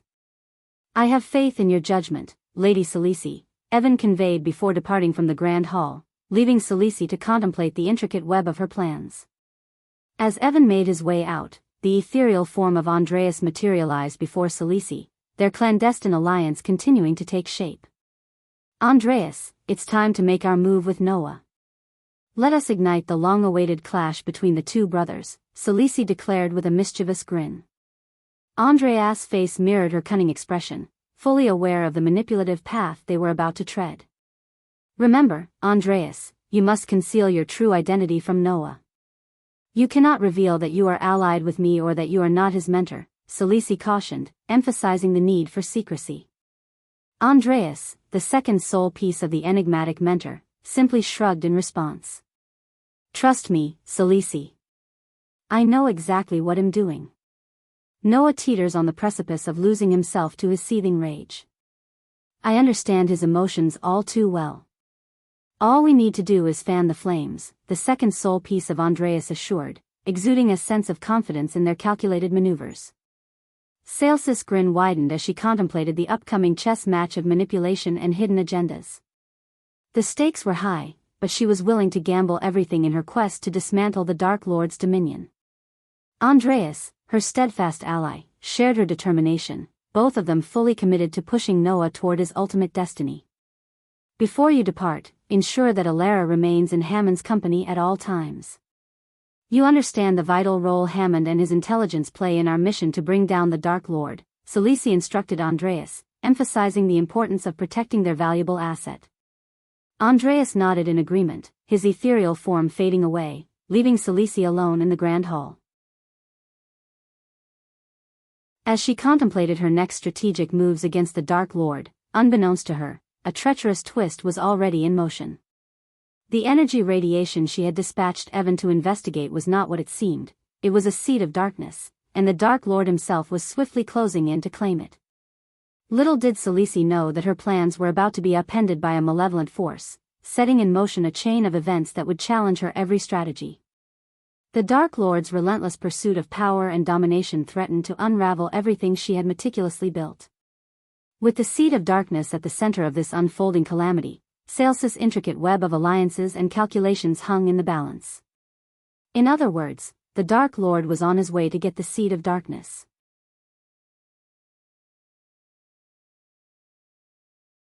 Chapter 10-11, Lord Information's True Identity. Lord Information, the wise and serene elf with flowing blonde hair, sat in his study behind a magnificent mahogany table adorned with flickering candles in delicate holders. The room was a sanctuary of knowledge, with book racks lining the walls, filled to the brim with ancient tomes, weathered scrolls, and carefully preserved parchments. The shelves overflowed with the accumulated wisdom of countless generations. In this sanctuary of knowledge, Lord Information was engrossed in his studies, surrounded by a sea of scrolls that he meticulously perused. His sharp eyes danced across the ancient text, absorbing the profound knowledge and insights contained within. As his fingertips delicately unfurled each scroll, the room suddenly quivered, a faint tremor that only he could perceive. Lord Information, attuned to the subtle vibrations of the world, sensed the disturbance and paused. With a composed demeanor, he tapped his slender fingers upon the smooth mahogany table in a rhythm known only to him, a coded language between him and the enchantments that surrounded him. The table responded, and two intricate runes, resembling eyes, glimmered with ethereal light. As the runes sparked to life, the atmosphere in the room shifted. Hidden mechanisms whirred into action, revealing a small potion nestled within the heart of the table. The vial glinted with a silvery radiance, catching the flickering candlelight. Lord Information's calm gaze fixed upon the glistening orb as its secrets were unveiled. With a gentle yet purposeful touch, Lord Information reached out, his fingertips hovering above the gleaming orb. His aura of wisdom and calmness remained unshaken, even as anticipation coursed through his veins. The room was hushed, the only sound the soft rustling of parchment and the beating of his own heart. The room reverberated with a subtle hum as the silver orb emitted a soft, melodic tone. Lord Information, his heart brimming with reverence, rose from his chair and gracefully sank to one knee upon the floor. "Humble servant of the divine goddess Seraphine, I offer my greetings," Lord Information spoke, his head respectfully bowed. Unbeknownst to the world, Lord Information was among the hidden devotees of Seraphine, the goddess of information. Seraphine's power derived from the vast accumulation of knowledge provided by her followers. Within an intricate network of information, Seraphine acted as the central hub. Whenever her devotees sought knowledge, she would gather information shared by others and provide it to those in need. This unique connection allowed Lord Information to possess exclusive and invaluable insights that eluded the grasp of ordinary mortals. "Arise, Thelian," Seraphine's voice resonated from the luminous orb, addressing Lord Information by his true name, Thelian Whisperwind. Only Seraphine and Thelian himself knew this deeply personal connection. "Andor, the High God, has granted me permission to aid Noah Winston, Thelian. It is time for the long-awaited meeting of the two brothers upon the battlefield," Seraphine declared. Thelian, upon hearing these words from his goddess, felt a shiver cascade down his spine. He had witnessed the immense power wielded by the Dark Lord, and the devastating aftermath that unfolded whenever he clashed with the mortal realm. The thought of the Dark Lord, a god in his own right, engaging in a cataclysmic battle with his twin brother Noah, also a god, sent chills through Thelian's soul. The Dark Lord has acquired 2 god-killing arrows forged by Chinjo, and Noah possesses 2 as well. Unfortunately, the Dark Lord has obtained the upper hand in this regard. To vanquish the Dark Lord, Noah must wield all 8 arrows at his disposal. Since acquiring the Dark Lord's arrows is not within our grasp, we must assist Noah in locating the rest while the Dark Lord is absent from the mortal realm, Seraphine urgently conveyed, her voice tinged with a sense of urgency. Thelian listened intently, understanding the critical importance of their mission. The fate of the world hung in the balance, and it was his divine duty to guide Noah on this perilous path. With Seraphine's guidance and the wisdom he had amassed, Thelian would ensure that Noah possessed the tools necessary to confront the Dark Lord, their fateful encounter drawing ever closer. Now, Thelian, I shall entrust you with the vital information regarding the possible locations of the remaining god-killing arrows. It is imperative that you personally deliver this map into Noah's hands. I am well aware that the Dark Lord's minions are keeping a watchful eye on you, but you must not falter in this crucial task, Seraphine declared. As she spoke, a golden map adorned with glowing points materialized on the table beside the shimmering orb, illuminating the room with its radiant presence. Divine Goddess, please forgive your humble devotee for daring to question your wisdom, but as far as my understanding goes, Noah will be unable to defeat the Dark Lord without all 8 god-killing arrows. With the Dark Lord already in possession of 2 arrows, Noah's chances of victory seem slim, Thelian voiced his concerns. Seraphine responded with unwavering serenity, addressing Thelian's query. The same holds true for the Dark Lord. Without all 8 arrows, he too will be unable to vanquish Noah. Thus, the outcome of their battle will depend on Noah's skill and resourcefulness in somehow wresting the Dark Lord's 2 arrows from his grasp, thereby harnessing the combined power of all 8 to deliver the final blow, Seraphine explained. In which realm will this ultimate confrontation take place, Divine Goddess? Thelian inquired, his curiosity piqued. If everything transpires according to Andor's plan, the final battle shall unfold in the realm of Akulon, Seraphine revealed, her words resonating with a sense of destiny and inevitability. Thus far, you have displayed remarkable skill in maintaining your guise as an information merchant. Neither the Dark Lord nor Noah suspects your true allegiance to me. I implore you to continue concealing this fact for as long as possible, even after delivering the map to Noah. Should the Dark Lord emerge triumphant in his battle against Noah, only the Divine Pantheon would possess the power to vanquish him. However, given the current circumstances, the Pantheon is unable to intervene directly in the mortal realm. Therefore, it is crucial that all our devoted followers remain vigilant and keep a watchful eye on the Dark Lord for as long as we can, Seraphine advised, her voice resonating with a sense of urgency and caution. I think you should take a look at Panda's novel. Nila and Alvaro soared through the vast expanse of the evening sky, their wings carrying them gracefully over the world below. The sun began its descent, casting a warm golden glow across the horizon, painting the sky in hues of pink and orange. Wispy clouds scattered across the canvas, creating a breathtaking tapestry against the fading light. As they flew, Nila and Alvaro looked down upon the sprawling forest that stretched out beneath them.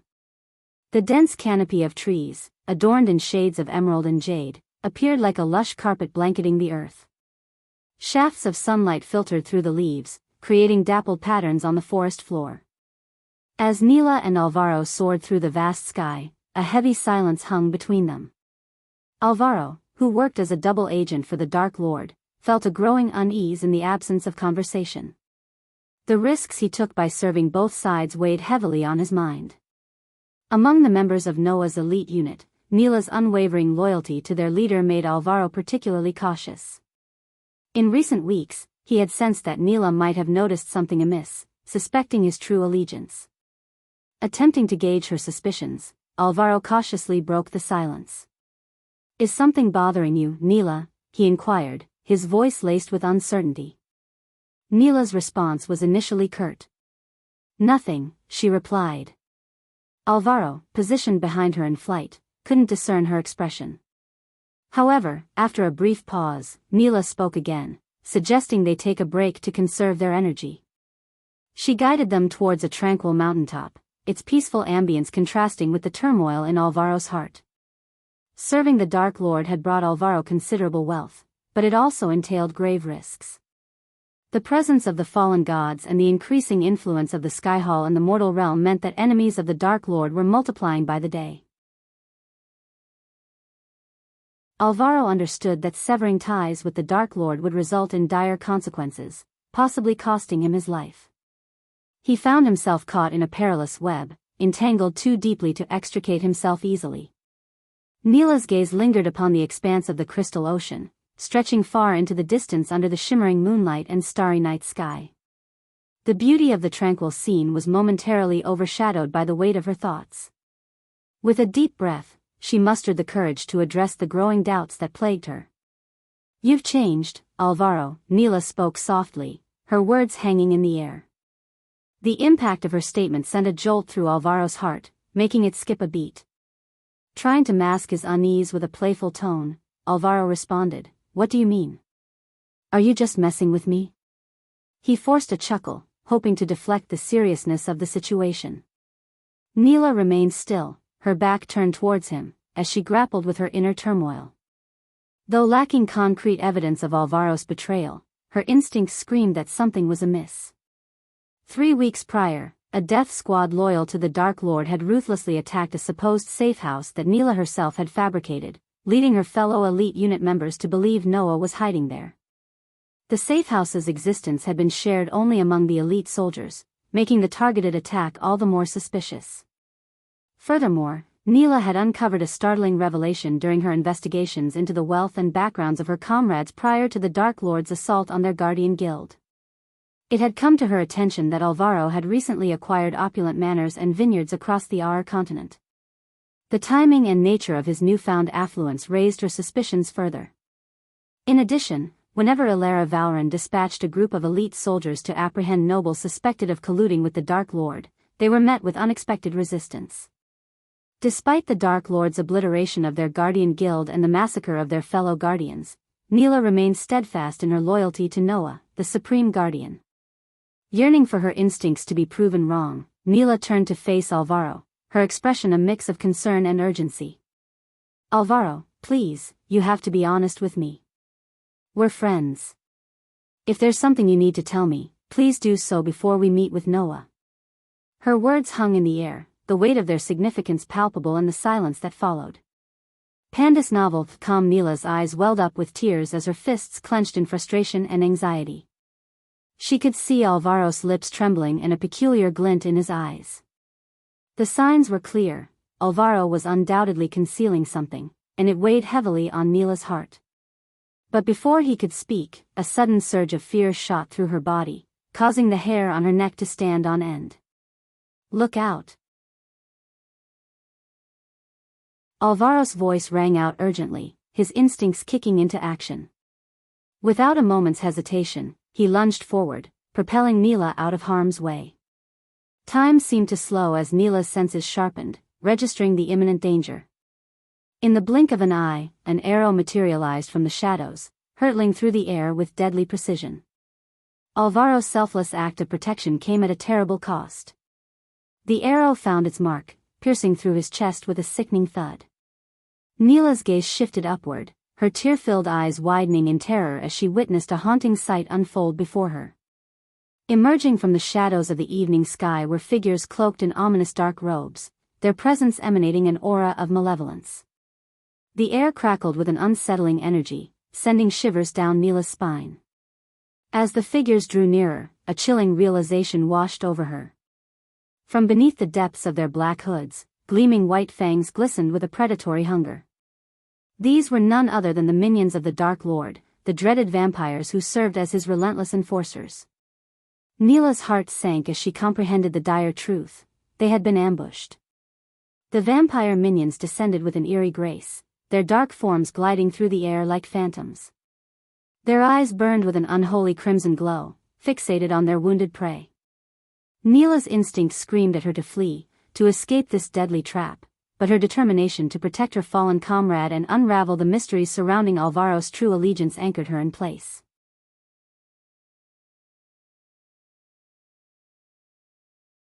Chapter 10-12 Noah's Return. Neela's gaze swept over the vampire minions that encircled her, assessing their formidable presence. Amongst the group, she noticed the distinctive features of the soul-refining stage vampires, their gaunt faces contorted into wicked grins. Their elongated tongues flicked out, hissing with anticipation as they floated effortlessly in the air, their dark eyes fixated on their prey.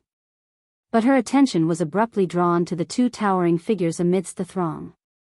These fusion stage vampires stood head and shoulders above the rest, their bulging muscles and intimidating stature showcasing their enhanced power. Neela's heart quickened as she recognized the palpable threat they posed. With resolve etched across her face, Neela gripped her silver sword tightly, feeling its reassuring weight in her hand. She channeled her magic, preparing to cast a defensive spell to shield herself against the impending assault. The words of incantation formed on her lips, ready to be unleashed at a moment's notice. Yet, amidst the chaos, a groan escaped Alvaro's lips. Against all odds, he struggled to his feet, his face etched with pain and determination. It was a testament to his resilience and an unwavering spirit. As the tension reached its peak, one of the fusion stage vampires stepped forward, his voice dripping with cruel amusement. "The Dark Queen sends her regards," he taunted, his words laced with a sinister undertone. A wicked smile curled upon his lips, baring his elongated fangs, and his crimson eyes bore into Neela's. As Alvaro gritted his teeth, he summoned every ounce of strength to pull out the arrow lodged in his chest. A sharp wave of pain rippled through his body, and blood gushed from the wound, staining his clothes and the ground beneath him. With a trembling hand, he reached for a healing potion tucked within his cloak, intending to mend his grievous injury. But before he could bring the vial to his lips, a blur of movement descended upon them. One of the vampires, propelled by unnatural speed, dashed from the sky, his claws poised to strike. With a fierce growl, Neela reacted swiftly, her hands sweeping through the air with swift precision. In an instant, a burning golden chakra materialized before her, swirling with an intense radiant energy. It formed a formidable shield, blocking the vampire's frenzied assault. The impact reverberated through the chakra, sparks of golden light scattering in all directions. With her other hand, Neela tightened her grip on the silver sword and unleashed a swift counterattack. The blade sliced through the air with an almost ethereal grace, its shimmering edge meeting the vampire's resistance. The clash of metal and fangs filled the night air, a symphony of danger and determination. With a fierce roar, Neela's voice thundered through the chaos. "I will dispatch you unholy creatures. Your reign of terror ends here." Her words echoed with unwavering resolve, her eyes ablaze with righteous fury. The vampires, undeterred by Neela's defiance, taunted her with mocking laughter. "Your futile attempts won't save you, Guardian. The Dark Lord and the Dark Queen will revel in the sight of your severed heads." A deadly dance ensued, as Neela fought against the onslaught of the vampires, her movements infused with a deadly grace. She parried their attacks with the burning chakra shield, its golden light pulsating with each impact. As the fusion stage vampires hovered in the air, their imposing figures exuding an aura of dark power, flames sparked and danced along the edges of the golden chakra swirling before Neela. The intense heat radiating from the shield formed a protective barrier, its radiant energy crackling with every movement. The remaining vampires, moving with blinding speed, launched themselves at Neela and Alvaro with a ferocity that matched their bloodlust. Their attacks were swift and relentless, claws slashing through the air in a deadly frenzy.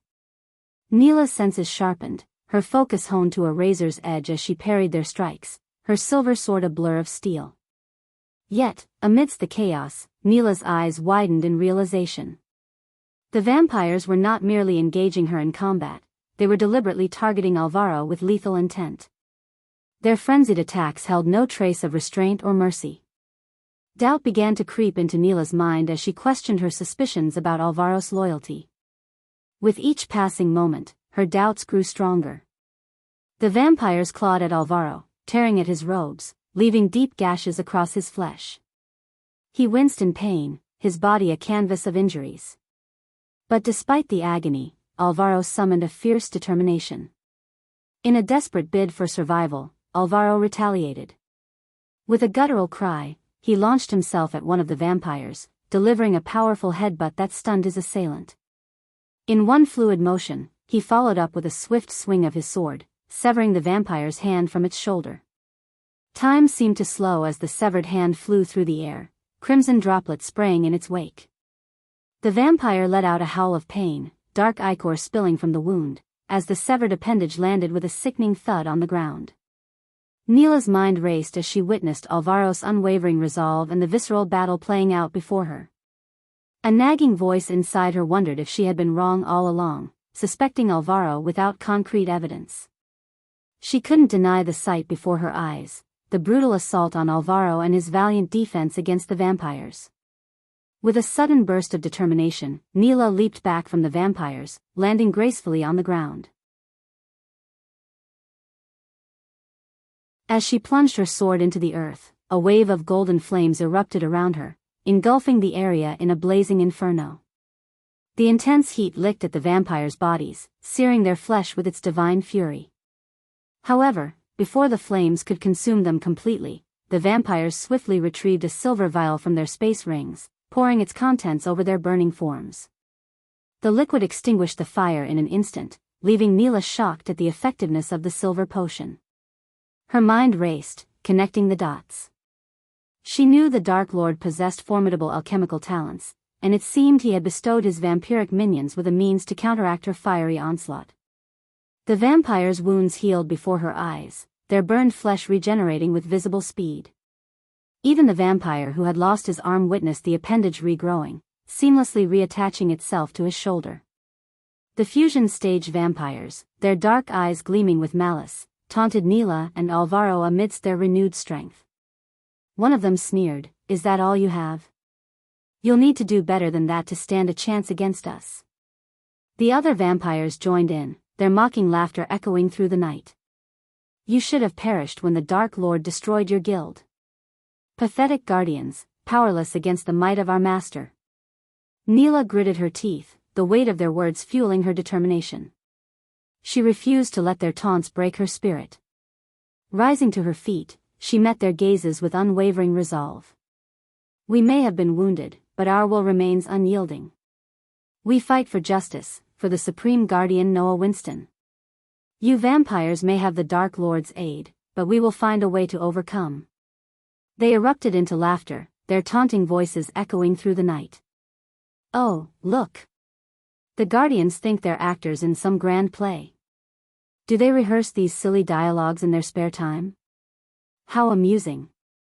The vampires, their voices dripping with mockery, repeated Neela's words in exaggerated tones.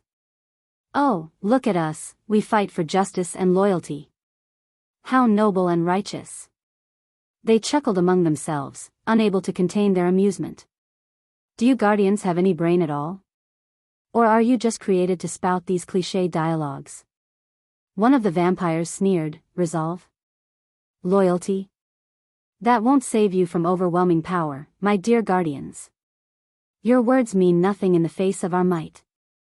The others joined in, their laughter filling the air. "Oh, look at them, thinking their resolve will magically make us tremble. How adorable." The vampires continued their mocking spree, targeting Neela directly. "Did you really think your words would scare us? We've seen Guardians like you before. Full of empty promises and weak attempts at heroics. You're nothing but a bunch of fools." Neela's eyes narrowed, her determination unyielding. She shot back, "You underestimate the strength of our unity and our determination to protect the innocent. Our resolve will prevail. I think you should take a look at Panda's novel." But the vampires only laughed harder, finding her words even more amusing. "Oh, listen to her. The Guardians still believe in hope and justice. How precious." One of them playfully clutched their chest and pretended to be wounded by Neela's words, eliciting laughter from the rest. "Oh, we've missed these cringy, cliché dialogues from the Guardians. It's been too long." Neela's grip tightened on her sword, frustration and anger burning within her. "You may mock our words, but we will prove you wrong. Our actions speak louder than your empty taunts." The vampires exchanged knowing glances before one of them leaned in closer, their voice laced with derision. "How touching. Do you hope to kill us with your noble speeches? Save it for your bedtime stories, Guardian. The Dark Lord defeated your entire guild without breaking a sweat. What makes you think you stand a chance?" Neela's resolve flickered, but she quickly regained her composure. "We will find a way to defeat the Dark Lord and his minions. We will protect the innocent, no matter the cost." The vampires erupted into laughter once more, their jeering tones echoing through the night.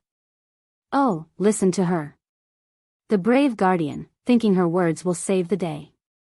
How pathetic." They continued to mock her, their words like venomous daggers aimed at her spirit. Undeterred, Neela stood tall, her voice firm.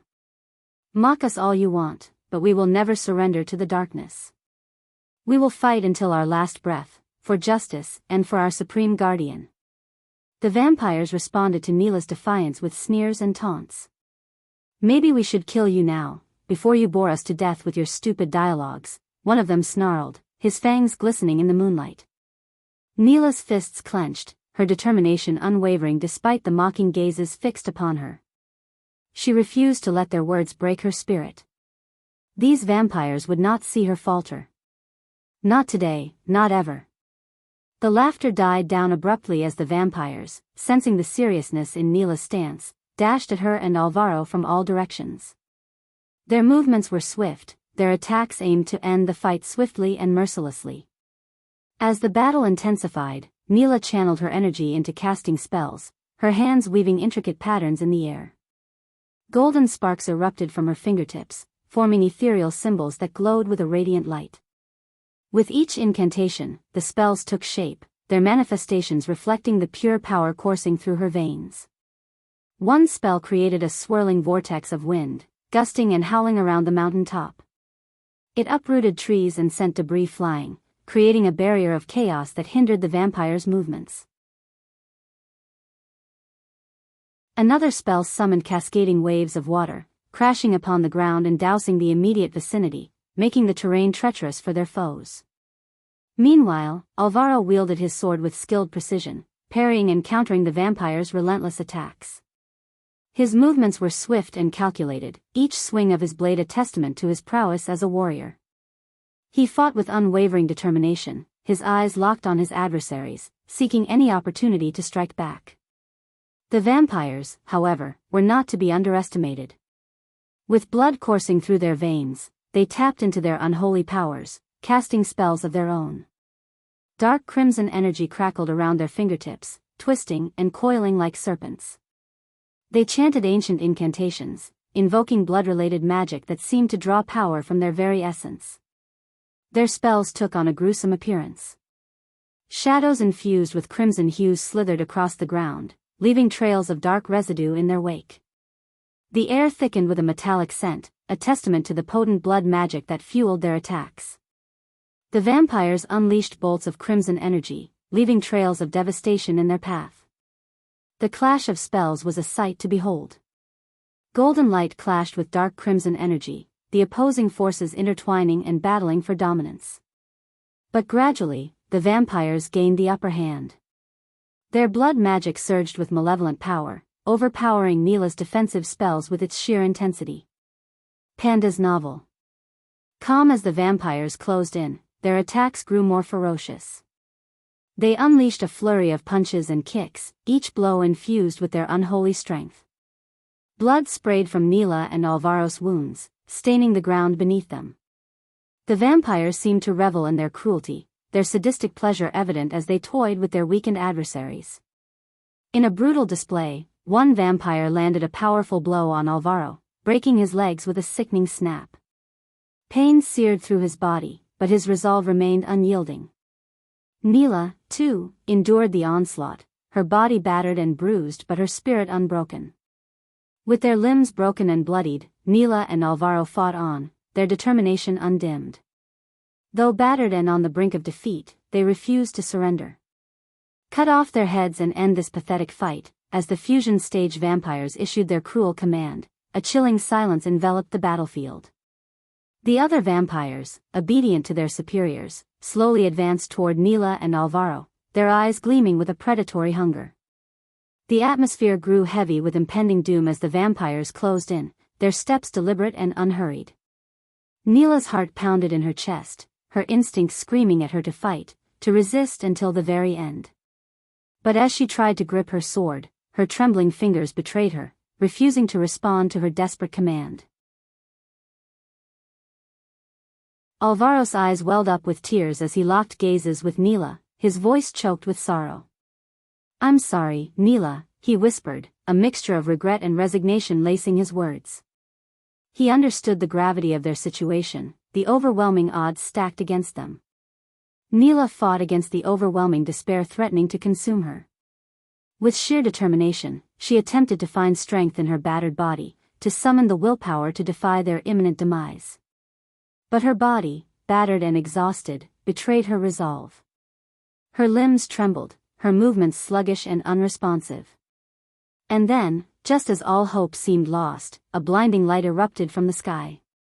It bathed the battlefield in a radiant brilliance, its intensity searing the eyes of all who beheld it. The vampires recoiled in agony, their flesh sizzling and burning as the divine light consumed them. The fusion stage vampires let out blood-curdling screams, their voices filled with anguish and despair. "No! This cannot be," they howled, their arrogant demeanor crumbling in the face of the unstoppable force that sought to obliterate them. Their bodies began to disintegrate, turning to ash that scattered on the wind. Neela and Alvaro, their eyes squeezed shut against the blinding radiance, felt a profound sense of relief wash over them. The intense light acted as a shield, sparing them from the vampire's cruel fate. They huddled close together, finding solace in each other's presence as the world around them was consumed by the divine blaze. As Neela slowly peeked through her hands, she saw a familiar figure standing amidst the bright light. "Noah," mumbled Neela.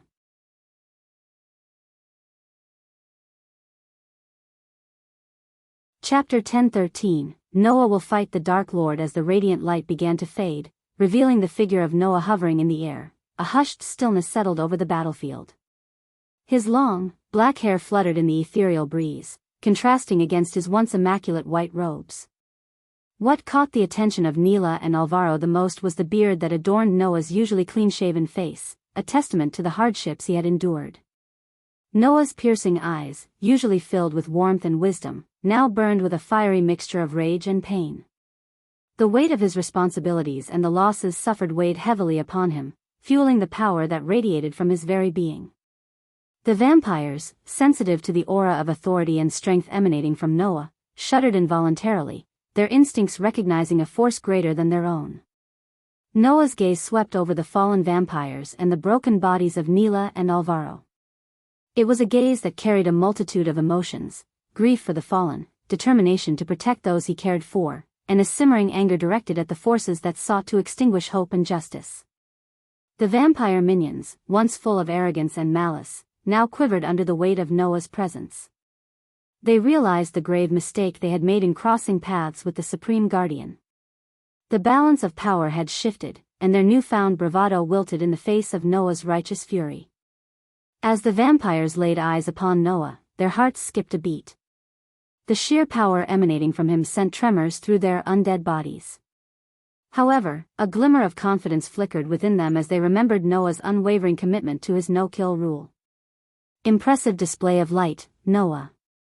But fear not, for we are not afraid of you," one vampire sneered, attempting to mask their unease with bravado. "What can you possibly do? Bore us to death? It's unfortunate for you, Noah, that vampires possess regenerative abilities. And even if you were to suppress our powers, the Dark Lord would simply restore them," another vampire taunted, reveling in their perceived invincibility. Little did they know, they had gravely underestimated the magnitude of the situation. Neela, standing beside Noah, couldn't help but mumble under her breath, "You fools have no idea whom you're trifling with." Noah, consumed by a righteous rage, remained silent. He closed his eyes, allowing his fury to intensify. The air around him crackled with anticipation as his body began to glow, an ethereal light radiating from within. The humming sound of his power filled the air, a testament to the immense energy brewing within him. Unfazed by Noah's impending surge, the vampires jeered and lunged forward, intent on attacking him. Oblivious to the imminent danger, they dismissed the radiant aura enveloping Noah. However, their arrogance proved to be their undoing. In a breathtaking display, the intensity of Noah's light reached a crescendo, surpassing the vampire's supposed immunity granted by the Dark Lord's protections. The blazing radiance disregarded their defenses and unleashed a scorching heat upon them. Anguished screams erupted from the vampires as they writhed in excruciating pain. Their once formidable forms crumbled into ash, reduced to mere remnants of their former selves. Even the two powerful fusion stage vampires met their demise, unable to withstand the searing brilliance emanating from Noah. Neela and Alvaro, witnessing the cataclysmic event unfold before them, felt the heat wash over them even with their eyes tightly shut. A mixture of awe and trepidation coursed through their beings as they realized the sheer magnitude of Noah's power. With Noah's mortal body merging with his divine essence, he had ascended to the realm of gods. Furthermore, during his unconscious state in the sky hall, the elders exposed him to pure celestial energy, propelling him to the half-celestial stage. Now both Noah and Michael stood at the half-celestial stage, their first step towards godhood, known as the fledgling god rank. Upon attaining godhood, each subsequent advancement within the divine ranks granted a god exponentially greater strength and power. However, despite Noah and Michael's newfound might as fledgling gods, they paled in comparison to the fallen gods, who had already reached the second stage of their godhood, the demigod stage.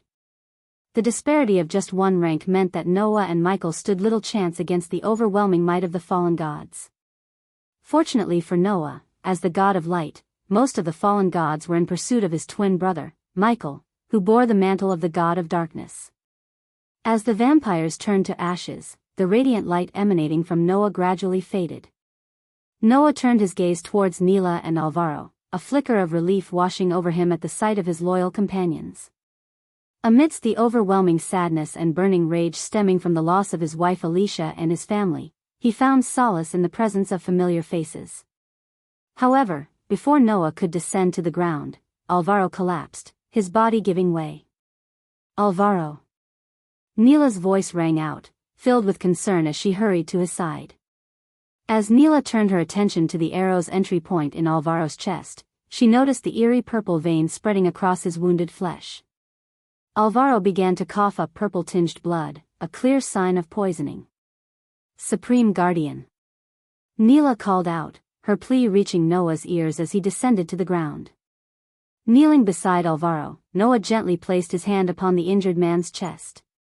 A shiver ran down Neela's spine as she observed Noah's palm radiating a warm and comforting light. She tightly grasped Alvaro's hand, her heart heavy with worry and hope, silently praying for his recovery. In this dire moment, Neela realized the folly of her suspicions towards Alvaro. If he were truly a spy, driven solely by greed and lacking loyalty to the Guardian Guild and their friendship, he would never have risked his life by intercepting the arrow meant for her. "He has been struck by a poisoned arrow," Noah spoke calmly, his voice carrying a tinge of concern. Neela's desperation trembled in her voice as she asked, "Can you save him, Supreme Guardian?" Without uttering a single word, Noah firmly grasped Neela's hand with his other hand and closed his eyes. In an instant, a brilliant flash of light illuminated the mountaintop, and the trio vanished from sight, carried away by the mysterious radiance. The trio found themselves instantly transported into a cozy cabin, its inviting atmosphere providing a stark contrast to the chaotic battleground they had just left behind. Neela's eyes took in the surroundings, and she couldn't help but feel a sense of relief wash over her. The cabin exuded warmth and comfort, with wooden walls adorned by paintings of serene landscapes and a crackling fireplace casting a gentle glow. Noah swiftly placed Alvaro onto a nearby table, his expression focused and determined. He turned to Neela and instructed her to retrieve a crimson-red flower from one of the nearby racks. Neela's eyes scanned the room until they settled upon a small vase containing the vibrant blossom. She carefully plucked a single petal, its deep red hue reminding her of life's resilience. Handing the petal to Noah, he crushed it delicately between his fingers, releasing the crimson juices. With a precise motion, Noah allowed the red liquid to trickle into Alvaro's wounded chest, the essence of the flower's healing properties mingling with the poison coursing through his veins. Noah then placed his hand upon Alvaro's chest, his palm emanating a gentle heat and a radiant, luminous glow. The power of the God of Light surged through him as he tapped into his divine abilities. The room seemed to be filled with a soft, ethereal light as Noah directed the healing energy toward Alvaro's body, targeting the poison that threatened his life. "I think you should take a look at the gentle heat." From Noah's palm seeped into Alvaro's chest, and a brilliant radiance began to envelop the injured man. The light grew in intensity, illuminating the room as it penetrated deep into Alvaro's being, dispelling the toxic effects of the poison. With each passing moment, Noah's healing powers worked tirelessly, burning away the malevolent substance with the purifying force of light. Neela watched with bated breath, her heart filled with hope. She could sense the immense power flowing through Noah, the determination etched on his face as he fought to save their companion's life. The room was suffused with a gentle warmth, a testament to Noah's unwavering commitment to healing and protection. After burning away the poison in Alvaro's body, Noah left the cabin, his heart heavy with memories and emotions. As he stepped outside, his gaze fixated on the vast expanse of the distant sky, reminiscent of the nights he had spent stargazing with his beloved wife Alicia, their bodies entwined in a tender embrace. Tears welled up in Noah's eyes, silently tracing the contours of his anguished face. The image of the Dark Lord ruthlessly snuffing out Alicia's life played over and over in his mind, igniting a surge of fury that coursed through his veins, turning his eyes a fiery red. Trembling with a myriad of emotions, Noah found solace in the open air, hoping to find answers within the vastness of the heavens. As he stood there, a figure emerged from the cabin. It was Neela, her presence a gentle reminder of the loyalty and strength that still resided within their shattered world. Addressing Noah with reverence, Neela's voice trembled slightly as she spoke, "Supreme Guardian." Cutting her off, Noah's voice quivered with a mix of pain, anger, and regret. "I am not the Supreme Guardian anymore. The Guardian Guild no longer exists." In that moment, the weight of his words hung heavy in the air, underscoring the magnitude of their loss. The shattered remnants of the once great Guardian Guild loomed before them, a painful reminder of the bond that had been severed by treachery and betrayal. Seeking solace in Neela's presence, Noah shared his inner turmoil, his voice filled with a potent blend of anguish and desperation. "Tell me, Neela. How does one fight against their own flesh and blood? Ghost, the one who took Alicia's life, is my brother. How can I avenge her when the one responsible happens to share my blood?" In his voice, Neela sensed the torment that consumed Noah's every thought, his conflicting loyalties tearing at the very fabric of his being.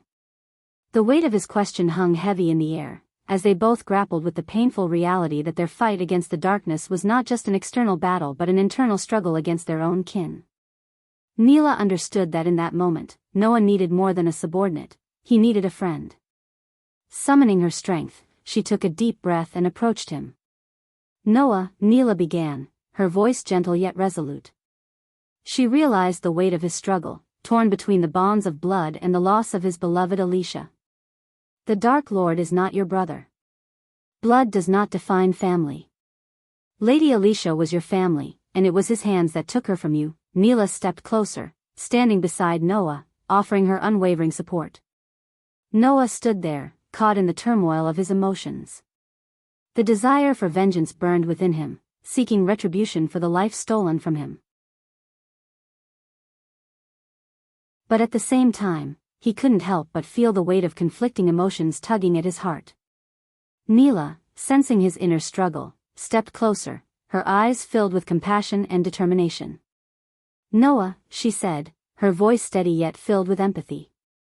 "I understand the pain and guilt that consumes you. But defeating the Dark Lord is not just about avenging Alicia's death. It is about ensuring that no one else suffers the way you have." Noah's gaze met Neela's, his eyes reflecting the battle raging within his soul. "I blame myself, Neela," he confessed, his voice heavy with regret. "I should have seen the signs. Ghost, my own brother. If only I had realized it sooner, 2 years ago, perhaps I could have turned him away from this path of darkness. I failed him, and I failed my family." Neela placed a comforting hand on Noah's shoulder. "Noah, you cannot shoulder the blame for the choices Ghost has made. He had countless opportunities to choose a different path, to turn away from causing harm. Yet, he embraced the darkness willingly." Tears welled up in Noah's eyes, his voice trembling with emotion. "But he's my brother, Neela. Flesh and blood.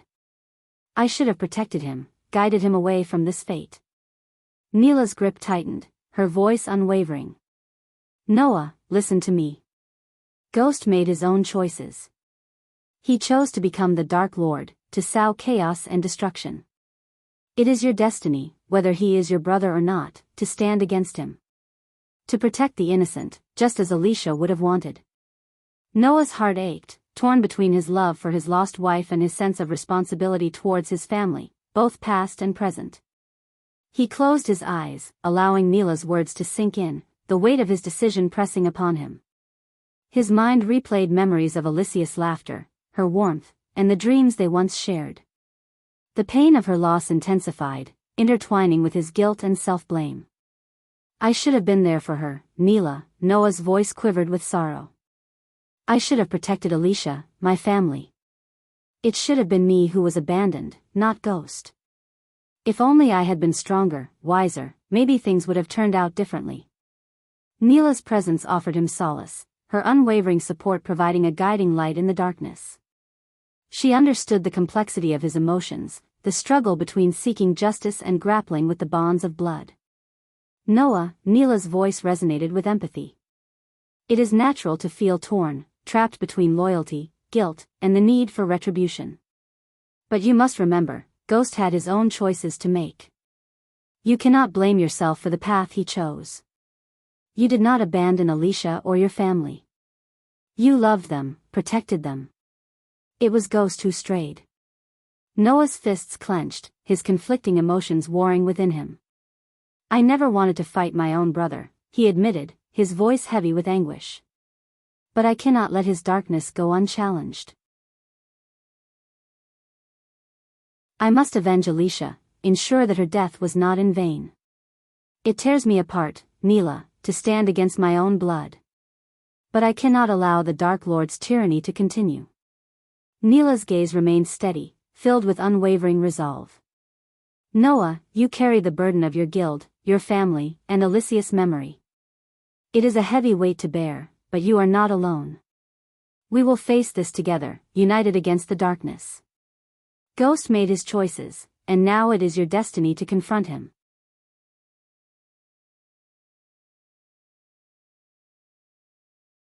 Chapter 10:14, Returning to Sea Realm. After successfully vanquishing Elder Gravesinger and dealing with Forcrux, Michael stumbled upon a remarkable discovery. He found a skull-shaped medallion among the Elder's belongings, and to his surprise, he learned that it was forged in the realm of gods. With Elder's assistance and some careful rune adjustments, Michael managed to harness the medallion's power to create a portal back to Aidenes. Rubbing the smooth surface of the skull medallion, Michael witnessed a mysterious purple vortex materialize before him. Taking a deep breath to steady his nerves, he mustered the courage to step into the swirling abyss, vanishing from Elder Gravesinger's pocket dimension in an instant. Meanwhile, in the Wood Elves' village, the curious and enthusiastic children had gathered around Elder. Eager for tales of adventure and heroism, they huddled closely, their eyes wide with anticipation. Thilv and Taskin, on the other hand, stood slightly apart, leaning against a sturdy tree trunk, listening attentively to Elder's captivating narrative about their god, the Dark Lord. Elder spun a vivid yarn, recounting the courageous exploits of Michael as he confronted a fearsome vampire death squad, battling to assert his dominance and earn their loyalty. The children gasped in awe, their young minds captivated by the tale unfolding before them. Suddenly, a sharp gust of wind swept through the village, causing everyone to startle and turn their attention towards the disturbance. Before their astonished gazes, a magnificent purple vortex materialized near Michael's throne. With an air of confidence, their god emerged from the swirling portal, returning to them from realms unknown. My lord, Thilv, Taskin, and Elder swiftly bowed before Michael, their faces filled with reverence. After being regaled by Elder's tales of Michael's heroism, the young Wood Elves regarded him with admiration and wonder, their eyes shining with excitement. Each child longed to emulate their god, aspiring to be just as brave and formidable. We must speak, Michael declared, his tone laden with importance. Realizing the gravity of the situation, Thilv and Taskin exchanged a knowing glance. Sensing the urgency in Michael's voice, Thilv turned her attention towards the children, her expression mirroring concern. All right, children, it's time to explore the wonders of the forest, Thilv gently instructed, suppressing a smile at their playful sighs of mild protest. With a collective nod, the children dispersed, their laughter and chatter fading into the distance. Left alone with his loyal followers, Michael took his rightful place upon his grand throne, radiating an air of command. My lord, what transpired in the Sky Hall? Elder's voice quivered with both curiosity and trepidation. He could scarcely fathom the audacity of the Dark Lord infiltrating the heart of their enemy's stronghold and returning unscathed. The mere thought sent shivers down Ellider's spine. A sly grin crept across Michael's face as he nonchalantly crossed one leg over the other, reclining upon his imposing throne. "Exceedingly well, my friend," he began, his voice tinged with a mix of satisfaction and mischief. "We now possess the pocket dimension housing the demon coffins. With enough time and resources, we can resurrect this ancient race." Taskin and Thilv couldn't help but shudder at the mention of resurrecting such formidable forces. They had been fortunate to live in the world of Idnes, where their greatest perils had been the natural predators of the forest, until recently encountering the relentless Skyhall soldiers. Yet, compared to their relatively peaceful existence, Michael's challenges seemed insurmountable. His list of adversaries grew with each passing day, and a restful night's sleep had become a luxury of the past. Eager to witness the downfall of the Skyhall, Ellider's emotions were torn between terror and elation. Having endured 3 millennia of imprisonment at the hands of the Skyhall, his hatred for the institution knew no bounds. He would gladly sacrifice anything to witness the Skyhall razed to the ground. But to breathe life into these dormant bodies, I must journey into the sea realm, Michael revealed, his gaze fixed on a distant horizon. Retrieving a peculiar artifact from his possession, he casually tossed the skull-shaped medallion towards Ellider, who caught it with reverent hands. The medallion glimmered brilliantly against the wood elf's palm, its intricate and powerful runes leaving him in awe and disbelief. "Such a finely crafted artifact," Ellider murmured, his voice filled with a mixture of admiration and astonishment. To think they managed to imbue such complexity and power within such a compact medallion. As the ethereal light danced across the medallion's surface, Ellider couldn't help but marvel at the craftsmanship. Michael decided to embark on a perilous journey to the sea realm, determined to obtain another seed of darkness that would permanently activate the system. With the system operational, he would be able to resurrect the dormant demon bodies and confront the gods themselves. Despite Nithrol's warning about not returning to the mortal realm until reaching the celestial stage, Michael had to take the risk. The sea realm held the key to bringing the system online, as it was the only way he could earn the crucial experience points necessary to ascend to the celestial stage. "Ellider, stay here with the wood elves," Michael commanded, his voice firm and resolute. "Assist them in dismantling the outpost of the Skyhall soldiers. I will provide you with explosives and poisons to make the task easier." Taskin and Thilv, realizing their god was once again departing their world, knelt before him, a mixture of concern and anticipation etched on their faces. "My lord, when will you return?" Taskin inquired, his voice tinged with a hint of longing. "If all goes according to plan, they'll be back soon," Michael reassured them, his gaze filled with determination. With a nod of gratitude, Ellider returned the skull medallion to Michael. As the medallion rested in his palm, Michael focused his thoughts on the house of Ellider, the place where he had last parted ways with Mutrad. Infusing the medallion with a sliver of arch-energy, he felt its power surge and shimmer with anticipation. Before him, a portal materialized, a swirling gateway to the unknown. Taking a deep breath, Michael steeled himself and stepped into the portal, leaving behind his loyal followers and the familiar realm of Idnes. "I think you should take a look at inside the house of Halrid." Valen sat regally upon his throne, while his fellow elders occupied a row of seats before him.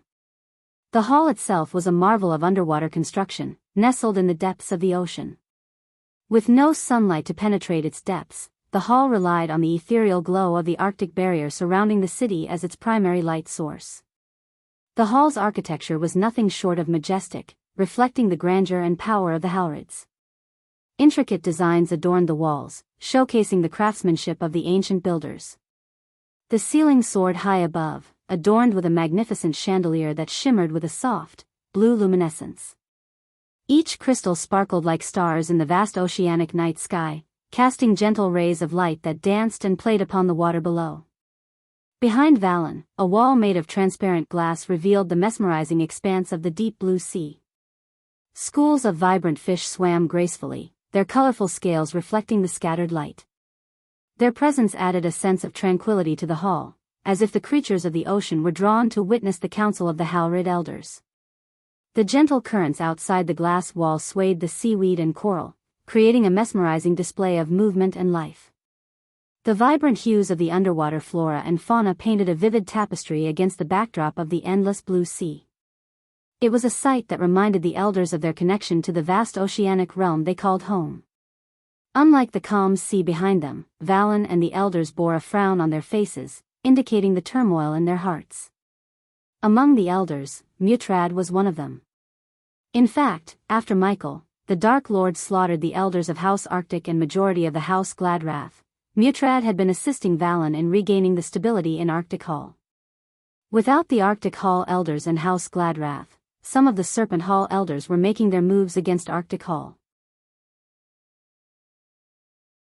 This was a delicate era for the Sea Realm as their peace was overridden by people's greed for power, especially the people of Sea Serpent Hall. Contrary to the serene sea beyond, the faces of Valen and the elders bore a collective frown, betraying the internal turmoil they experienced. Among them, Mutrad stood as one of the key figures. After the Dark Lord, Michael, had mercilessly slain the elders of House Arctic and decimated House Gladrath, Mutrad had tirelessly assisted Valen in restoring stability to the Arctic Hall. However, with the absence of the Arctic Hall elders and the weakened House Gladrath, the Serpent Hall elders had begun to make their moves, driven by their thirst for power. This delicate era tested the peace of the Sea Realm, as the ambition of the Serpent Hall threatened to overshadow their harmonious existence. We must heed the information provided by our spies in Water God Hall. Lord Valen voiced one of the gray-haired elders. Elder Keelan speaks the truth. Our scholars suspect that the recent tremors in Widow's Down are a result of some form of energy radiation. If our spies are correct, Water God Hall has already dispatched a team to investigate the matter, added another elder. Mutrad, with a somber tone, interjected, with all due respect to Elder Keelan and Elder Mirian, investigating unknown energy radiation in Widow's Down should be our least pressing concern. We have received multiple reports indicating that the Sea Serpent Hall is preparing for an invasion, and numerous elders in House Gormak are conspiring with them. If we do not address the threat posed by the Sea Serpent Hall promptly, the House of Halrid itself will be at risk. Mutrad's words were met with a tumultuous response from the gathered elders, filled with curses and shouts of disagreement. Do not create a scene, boy. The last time we followed your advice and sought the Dark Lord's aid, it resulted in the deaths of our esteemed elders and the ruin of House Gladrath. If anyone is to blame for the instability within the Arctic Hall, it is you, rebuked Elder Keelan. As soon as the name Dark Lord escaped Elder Keelan's lips, an uneasy silence enveloped the hall. The air grew heavy with a mix of fear and trepidation. Elder Keelan himself realized the weight of his words, having uttered the name of the man who instilled terror in their hearts. With all due respect, Elder Keelan, let us not forget that it was a unanimous decision to seek the Dark Lord's assistance, calmly interjected Elder Markey, a wise elder with silver hair and serene eyes. The Dark Lord agreed to retrieve our artifact, and he fulfilled his promise. Though we cannot disregard the fact that he brought about the demise of the elders and House Gladrath, it is unfair to lay the blame solely on Mutrad's shoulders. I implore you to consider Mutrad's counsel. Our immediate threat lies with the Sea Serpent Hall.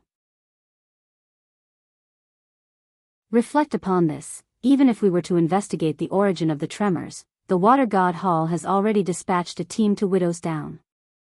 If our scholars are correct and the cause is indeed something within Widow's Down, it will fall under the jurisdiction of the Water God Hall. Whether it is a gift or a curse, they will claim it. Regrettably, we are not in a position to oppose the Water God Hall, Elder Markey reasoned with wisdom and insight. Mutrad, who had pledged his loyalty to the Dark Lord in order to save his world and the House of Halrid, felt a sense of helplessness wash over him. It had been a year since he last heard from the Dark Lord, and news of his recent return and the shocking destruction of the Guardian Guild had spread throughout the Sea Realm like wildfire. Yet, the Dark Lord had not contacted Mutrad, leaving him in a state of uncertainty and concern. In the event that circumstances become dire, we must consider the possibility of aligning ourselves with the Sea Serpent Hall. We are in no position to engage in a conflict with them, especially since many of the elders from House Gormak have already struck deals with the Sea Serpent Hall. Elder Markey's words echoed through the hall, eliciting gasps of disbelief. However, Mutrad was among the few who found merit in Markey's suggestion. That option is not viable. I have consulted with the ancestors in the Immortal Council, and they do not wish for us to join the Sea Serpent Hall and forsake the legacy they have worked tirelessly to establish. They want us to resist and fight, finally spoke Valen, the esteemed leader of the House of Helrid.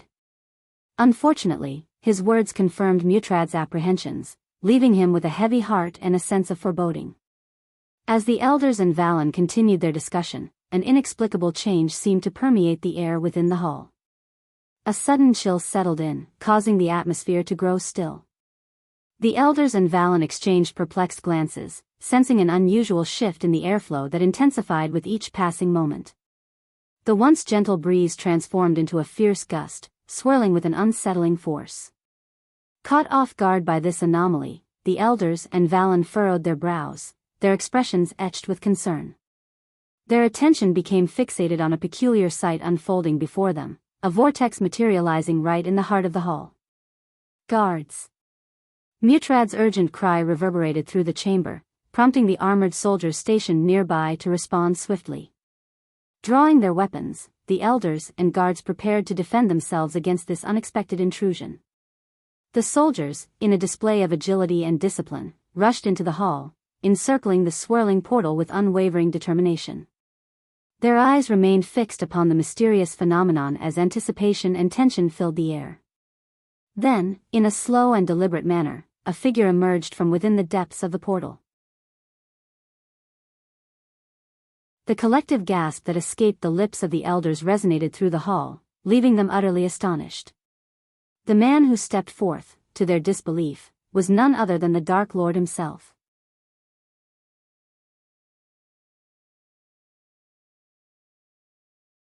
Chapter 10:15, Fighting a Fallen God. As Michael surveyed the soldiers, their weapons held tightly in their grasp, a faint smile curved his lips.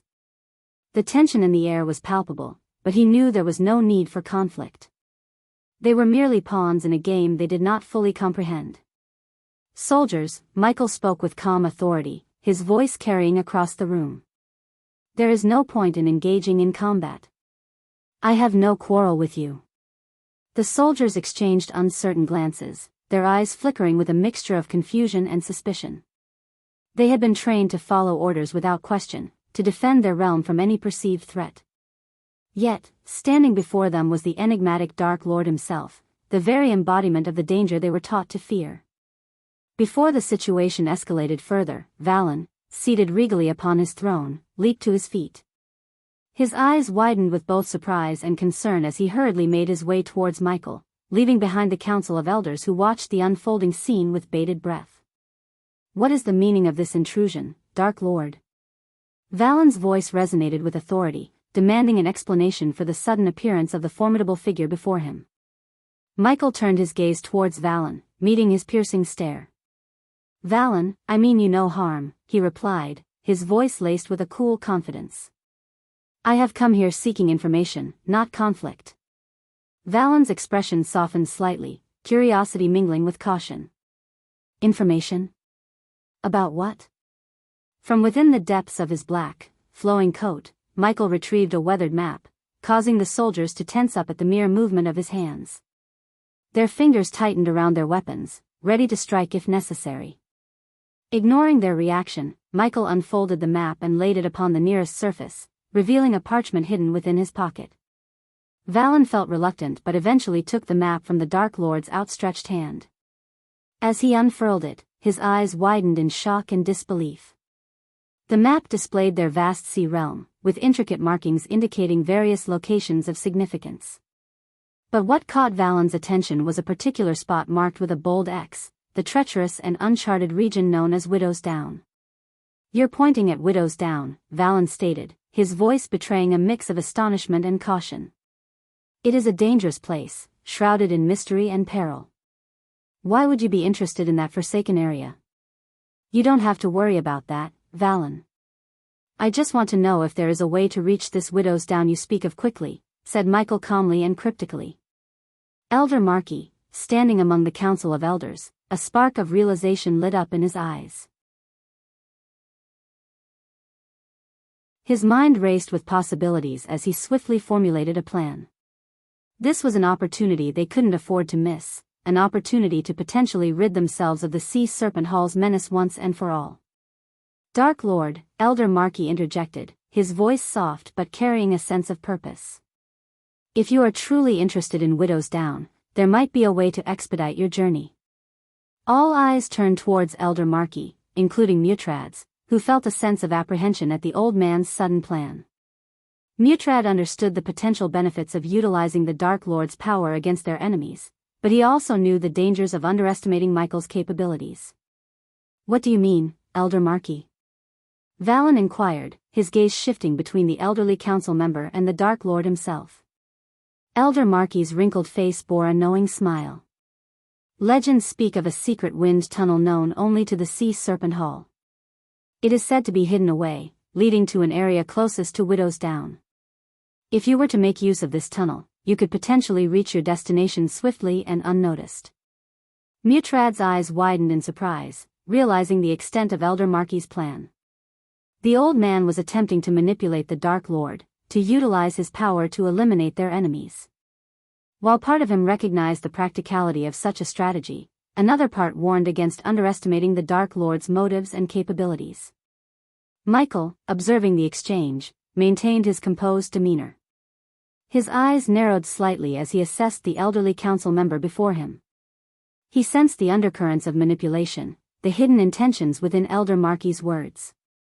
After hearing Elder Markey's words, a small, enigmatic smile played upon Michael's lips, his thoughts concealed behind his calm exterior. Mutrad, who had pledged his loyalty to the Dark Lord in secret, knew him better than anyone else in the hall. He gazed at the Dark Lord with unwavering eyes, understanding the complex nature of the situation. Meanwhile, the soldiers in the room jerked with unease at the Dark Lord's movement, fully aware that if he wished to attack, there would be no stopping him. They were acutely aware of the power he possessed, a power that could easily turn their encounter into a massacre. However, the Dark Lord's purpose in being there was not to unleash destruction upon them but to seek a swift path to Widow's Down. With his hands casually clasped behind his back, Michael began to pace around Valen and his entourage, his footsteps measured and deliberate. As he circled them, his voice resonated with a calm confidence. Please forgive my skepticism, but I have lived long enough in this world to know that nothing comes without a price. Furthermore, the Sea Serpent Hall holds a significant position among the Great Eight clans, does it not? I understand that your Sea Realm prides itself on maintaining peaceful relations among the three clans. However, it is difficult for me to believe that the secret wind tunnel you propose, known only to the Sea Serpent Hall, is a mere coincidence, Michael calmly stated, his eyes keenly observing the reactions of the elders and Valen. As he expected, a flicker of unease passed across their faces, revealing the hidden agenda of the House of Halrid.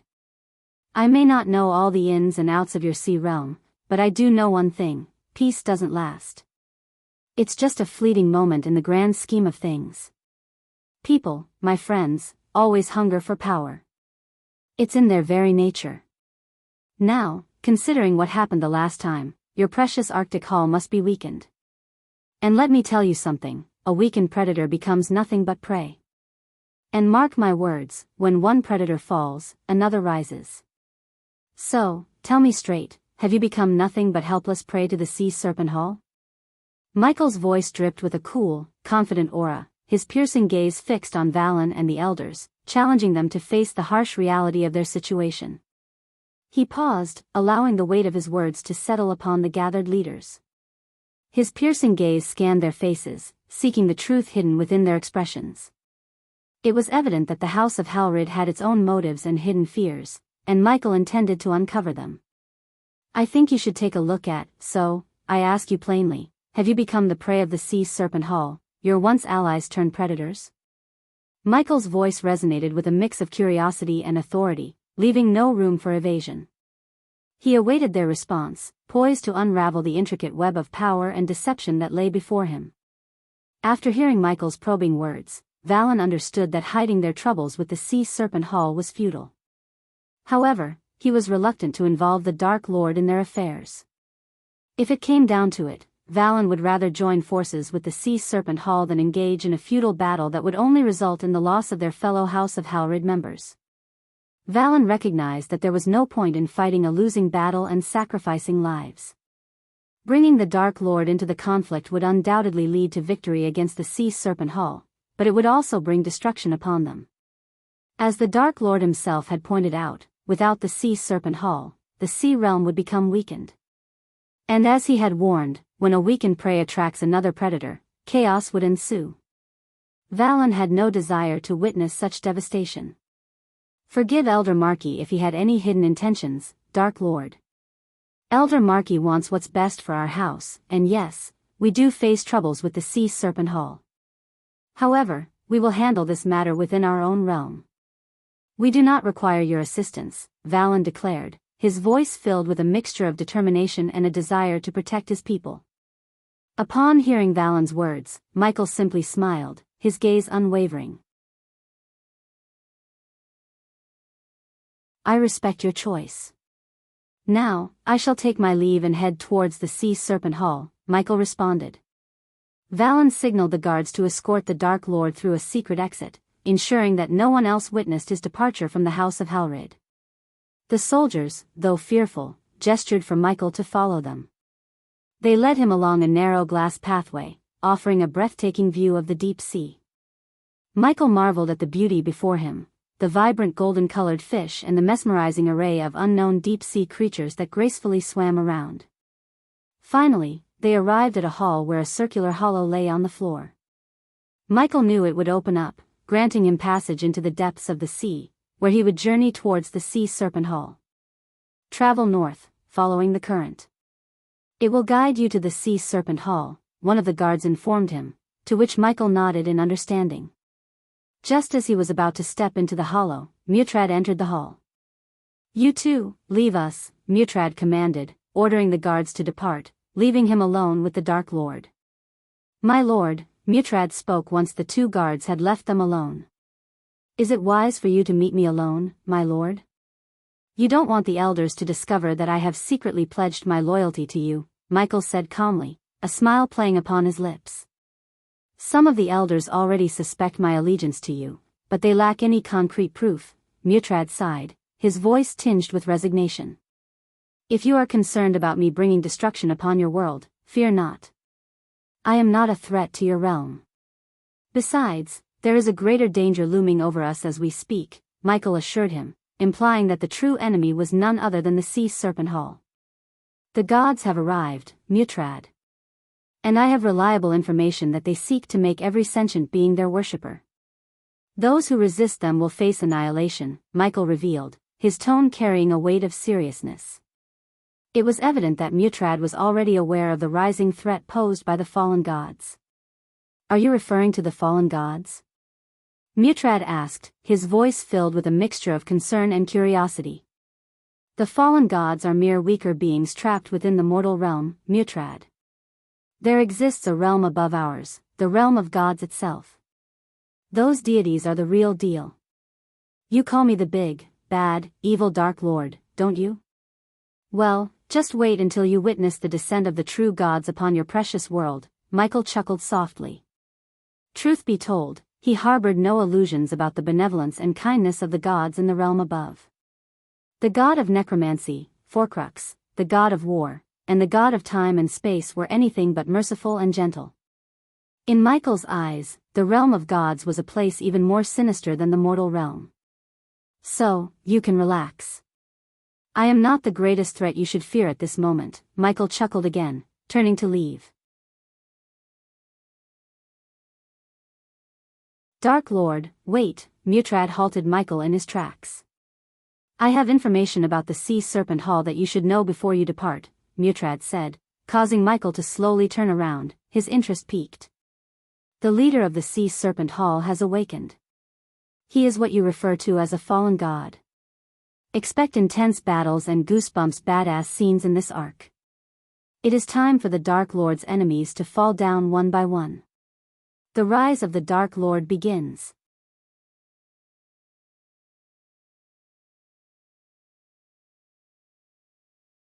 Chapter 10:16, fighting a fallen god too. After receiving the startling revelation about the presence of a fallen god within the sea serpent hall, Michael found himself reevaluating his approach to the impending encounter. During his journey from the House of Halrid, nestled in the depths of the Arctic Hall's underground ocean city, to the Sea Serpent Hall, he had ample time to reconsider his strategies. Equipped with his specially designed armor, Michael possessed the ability to withstand the immense pressure of the underwater depths and breathe comfortably. As he ventured closer to his destination, his skull-faced mask materialized over his visage, concealing his features with meticulous precision. The mask not only added to his formidable appearance but also housed a contraption that generated a steady supply of breathable air, allowing him to navigate the underwater terrain effortlessly. As Michael drew nearer to the Sea Serpent Hall, the three concentric rings that comprised the city's architecture glimmered under the radiant light emanating from the energy dome. Each ring held its own allure, contributing to the city's ethereal charm. At the center of the city, the third and innermost ring housed the pinnacle of power and authority, the Royal Palace.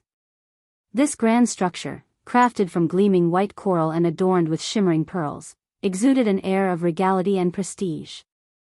Its towering walls and majestic archways spoke of the king's dominion, while its interior boasted opulent halls and chambers adorned with exquisite artworks and ornate furnishings. It was within these hallowed walls that King Serpent and his court held court, making decisions that shaped the destiny of the Sea Serpent Hall. As Mutrad had informed him, the elusive wind tunnel that would lead him closest to Widow's Down was said to be hidden within the Serpent King's castle. If Mutrad's words were to be believed, the Serpent King himself had obtained divine grace and ascended to the status of a god, albeit a fallen one, trapped within the mortal realm due to the previous Dark Lord's barrier. A mixture of disbelief and curiosity laced Michael's voice as he uttered, "Is that?" His words trailed off as he caught sight of a familiar figure in the distance, surrounded by a translucent energy dome that shielded him from the crushing pressure of the sea. To his astonishment, it was none other than Evan Clark. Memories flooded back to Michael, reminding him of the last time they had crossed paths. It had been during the tumultuous period when Michael unleashed his fury upon Thusia, and Evan had joined the Guardian Guild, fighting alongside Zanali in a desperate attempt to quell the chaos. What took Michael by surprise even more was the ethereal aura enveloping Evan, reminiscent of the orc who had been possessed by a sliver of Rudra's divine grace.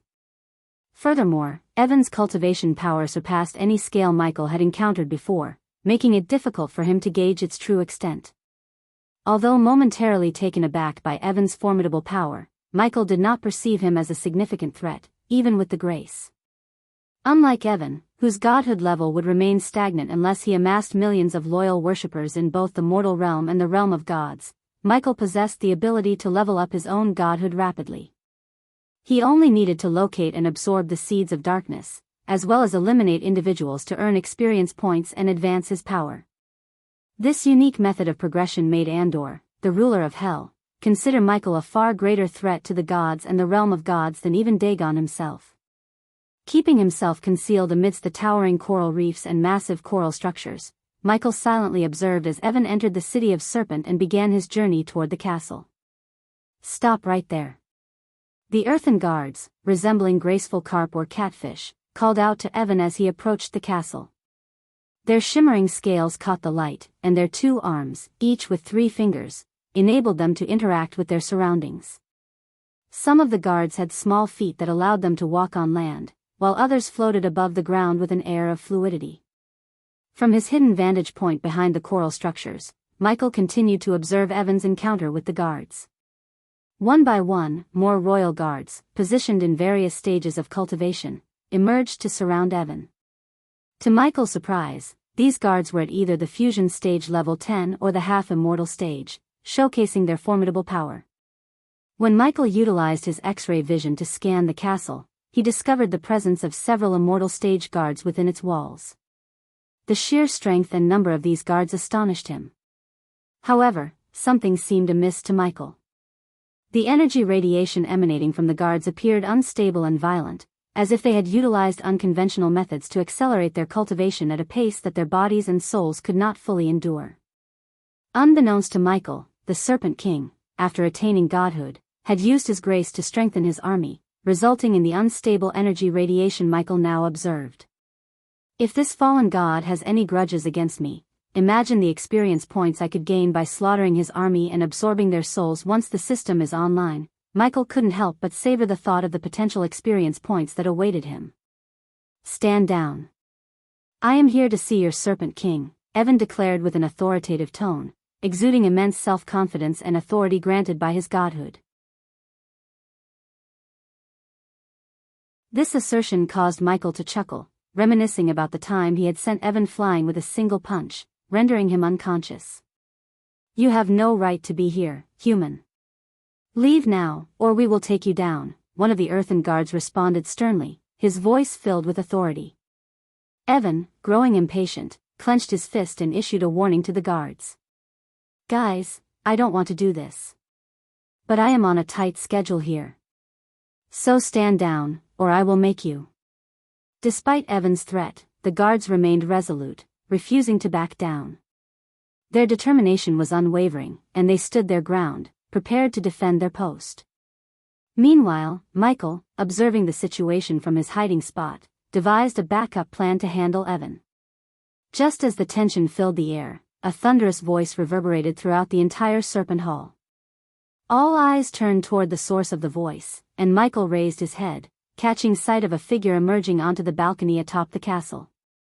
The presence commanded attention, exuding an aura of power and authority. As the figure stepped onto the balcony, the grandeur of his presence became apparent. He was a merman, standing tall and regal, his upper body exuding an otherworldly beauty reminiscent of the elven kind. Adorned in kingly robes that billowed around him, he commanded attention wherever he went.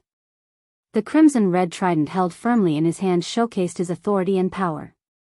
A crimson-red crown adorned his head, its intricate design resembling the hood of a cobra. The crown curved gracefully, framing his face and accentuating his noble features.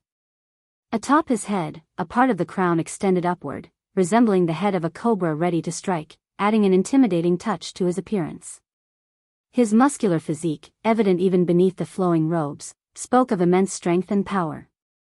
Every movement he made seemed effortless, displaying a sense of control and dominance. His eyes glimmered with anger and arrogance as he looked down upon Evan, his gaze filled with superiority.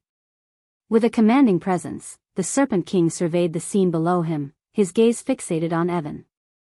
Every fiber of his being exuded authority and dominance, leaving no doubt that he was a force to be reckoned with in the Sea Serpent Hall.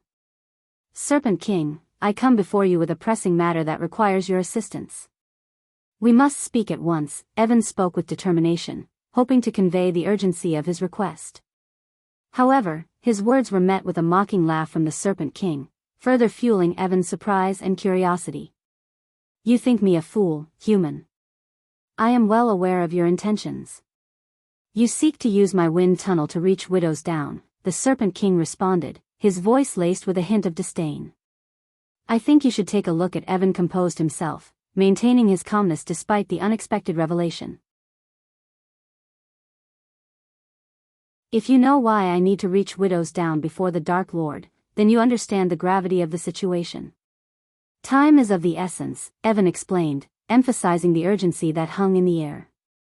The mention of the Dark Lord's name stirred unease among the soldiers, their whispers betraying their fear.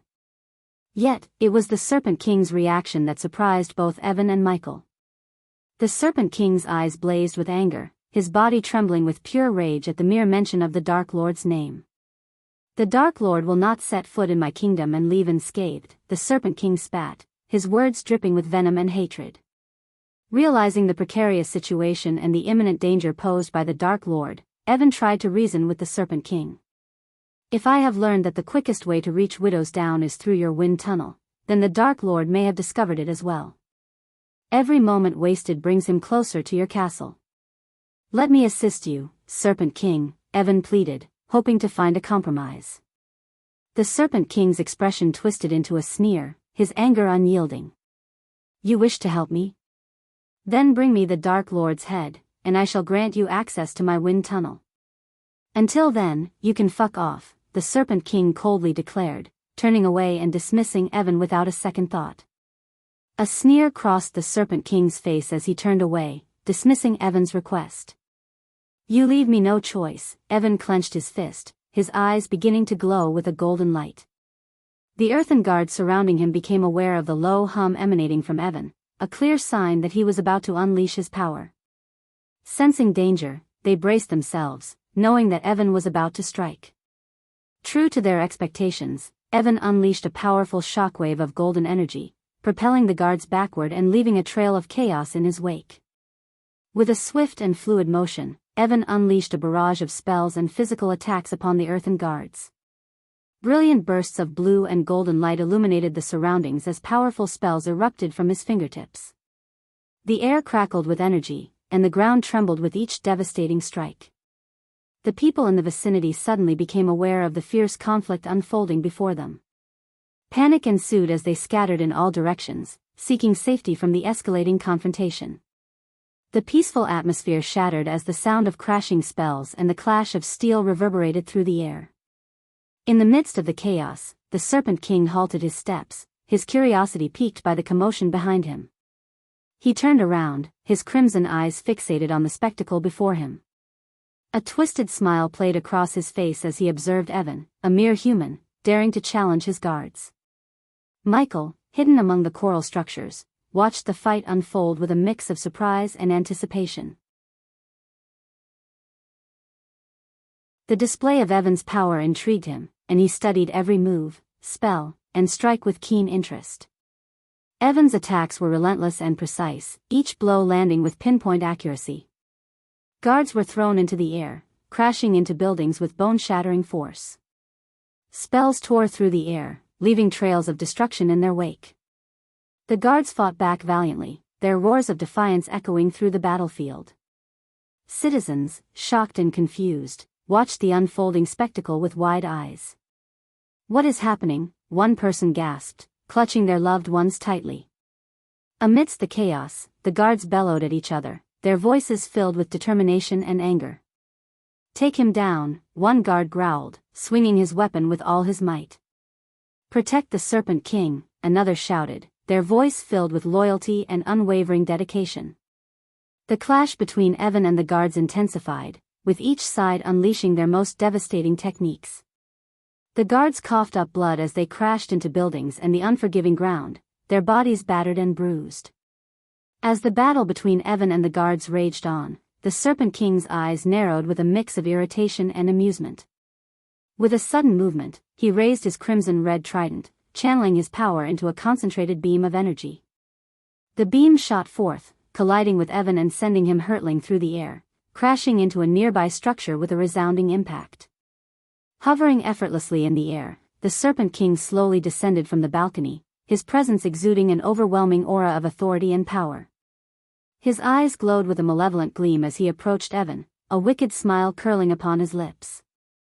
"So, you dare to challenge me, human?" the Serpent King taunted, his voice dripping with arrogance. "I suppose I should thank you for providing me with some entertainment. It has been far too long since I've had a good battle to stretch my muscles." In a display of unfathomable power, the Serpent King's form began to transform. His body elongated and contorted, his once regal appearance taking on the shape of a giant crimson-red cobra. Majestic wings sprouted from his back, and his fangs grew longer and sharper. A red mist emanated from his serpentine form, swirling around him with an ominous presence. The Serpent King, now a colossal serpent with immense wings, towered over the battlefield, his crimson scales glistening under the ambient light. His piercing eyes locked onto Evan, radiating a hunger for victory and dominance. With a voice that echoed through the air, the Serpent King hissed, "Prepare yourself, human. You shall witness the might of a true god."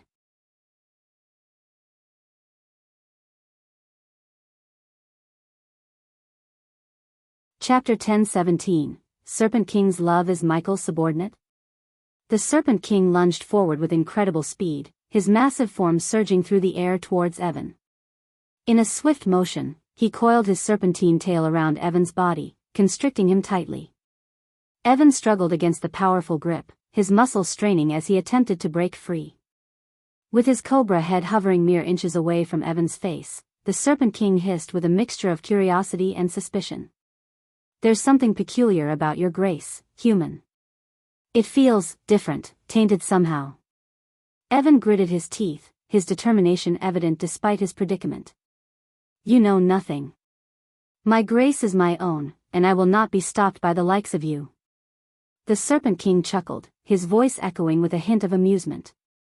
"We shall see, human. We shall see." As Evan continued to struggle against the constricting coils of the Serpent King's tail, Michael observed the scene in silence from his hidden vantage point. He could sense the immense power emanating from the Serpent King and understood the danger that Evan was facing. However, he saw an opportunity amidst the chaos.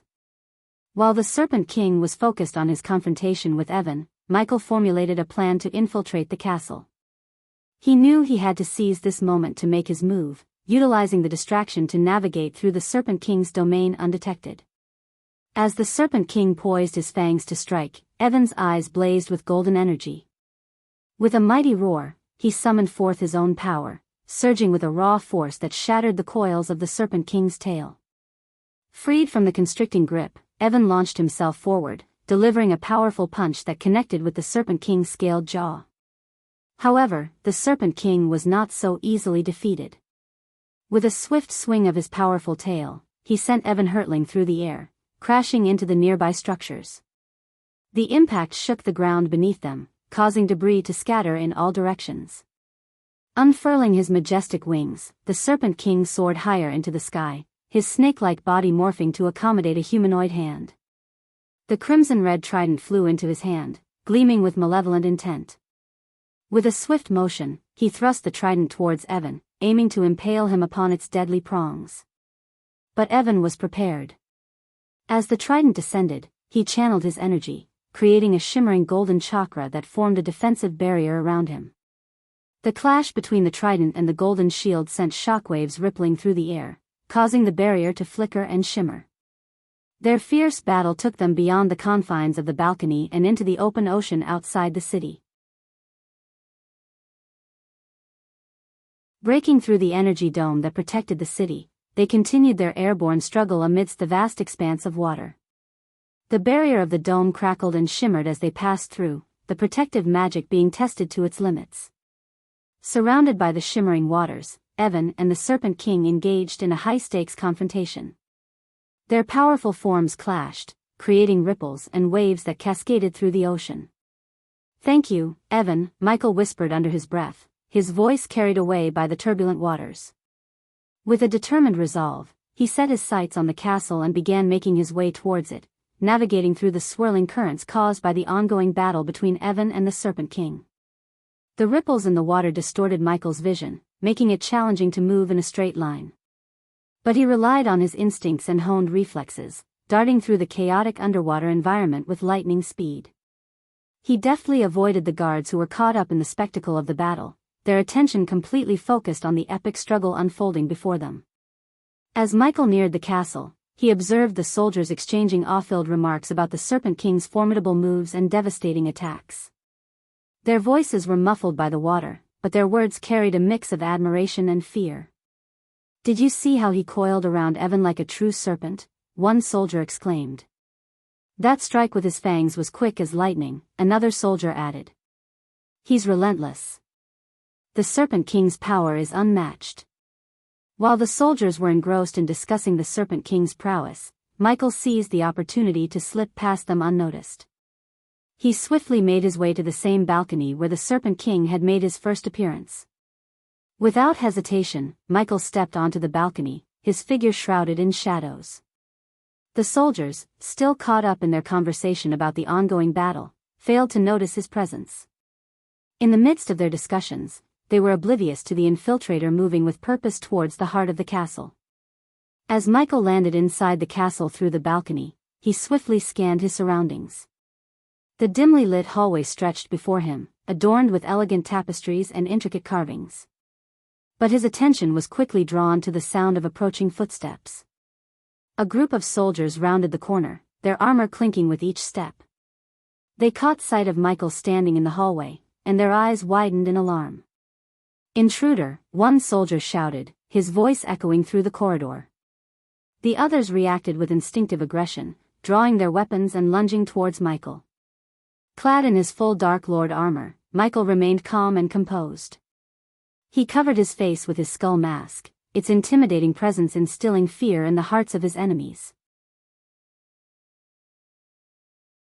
The soldiers, however, were little too late to realize the true extent of Michael's power. "I think you should take a look at." With a burst of speed, Michael utilized his lightning dash spell, which allowed him to move with blinding swiftness. He closed the distance between himself and the group of soldiers in an instant. His dark sword gleamed ominously as it sliced through the air. One by one, the soldiers fell before him, their bodies unable to withstand the devastating power of his strikes. Blood splattered on the walls, and their screams were muffled by the dark aura that enveloped Michael's sword. The clash was over in mere moments, leaving only one soldier standing. He trembled in fear, witnessing the merciless efficiency with which Michael dispatched his comrades. Michael stared at the lone soldier, his voice carrying a chilling undertone. "Tell me where I can find the wind tunnel." The remaining soldier trembled under Michael's intense gaze, sweat trickling down his forehead. He stuttered, struggling to form coherent words. I don't know, please." Without warning, Michael tightened his grip on the soldier's shoulder, his fingers digging into the flesh. The soldier winced in pain as the pressure began to break his shoulder, his cries filling the corridor. "Tell me," Michael growled, his voice dripping with menace. "Where can I find the wind tunnel?" Tears streamed down the soldier's face as he whimpered in agony. It might be in the Serpent King's chamber. He keeps many secrets there." Satisfied with the answer, Michael released his hold on the soldier, who collapsed to the ground, clutching his injured shoulder. The soldier looked up at Michael with pleading eyes, silently begging for mercy. But Michael was not the one to grant mercy to his foes. Instead of granting mercy, Michael fired the dark beams out of his eyes, turning the soldier's head into a bloody pulp. As Michael moved swiftly through the castle, his X-ray eyes granted him the ability to see through the walls, revealing the secrets hidden within. His gaze pierced through the stone, revealing a hidden chamber beyond. Inside, he observed 4 imposing figures clad in armor, radiating a powerful aura. These were no ordinary guards, they were immortal stage warriors, guardians of great strength and skill. Michael's instincts told him that whatever lay behind the guarded door must hold significant importance for the Serpent King. This could very well be the entrance to the Serpent King's chamber, the heart of his power and secrets. "What's happening out there?" one of the guards at the immortal stage asked. They were dressed in crimson-red scales, resembling the scales of the Serpent King himself. "Shouldn't we go and investigate?" another guard questioned, concern evident in his voice. "No," replied a third guard firmly. "His Majesty has given us strict orders to remain at our posts."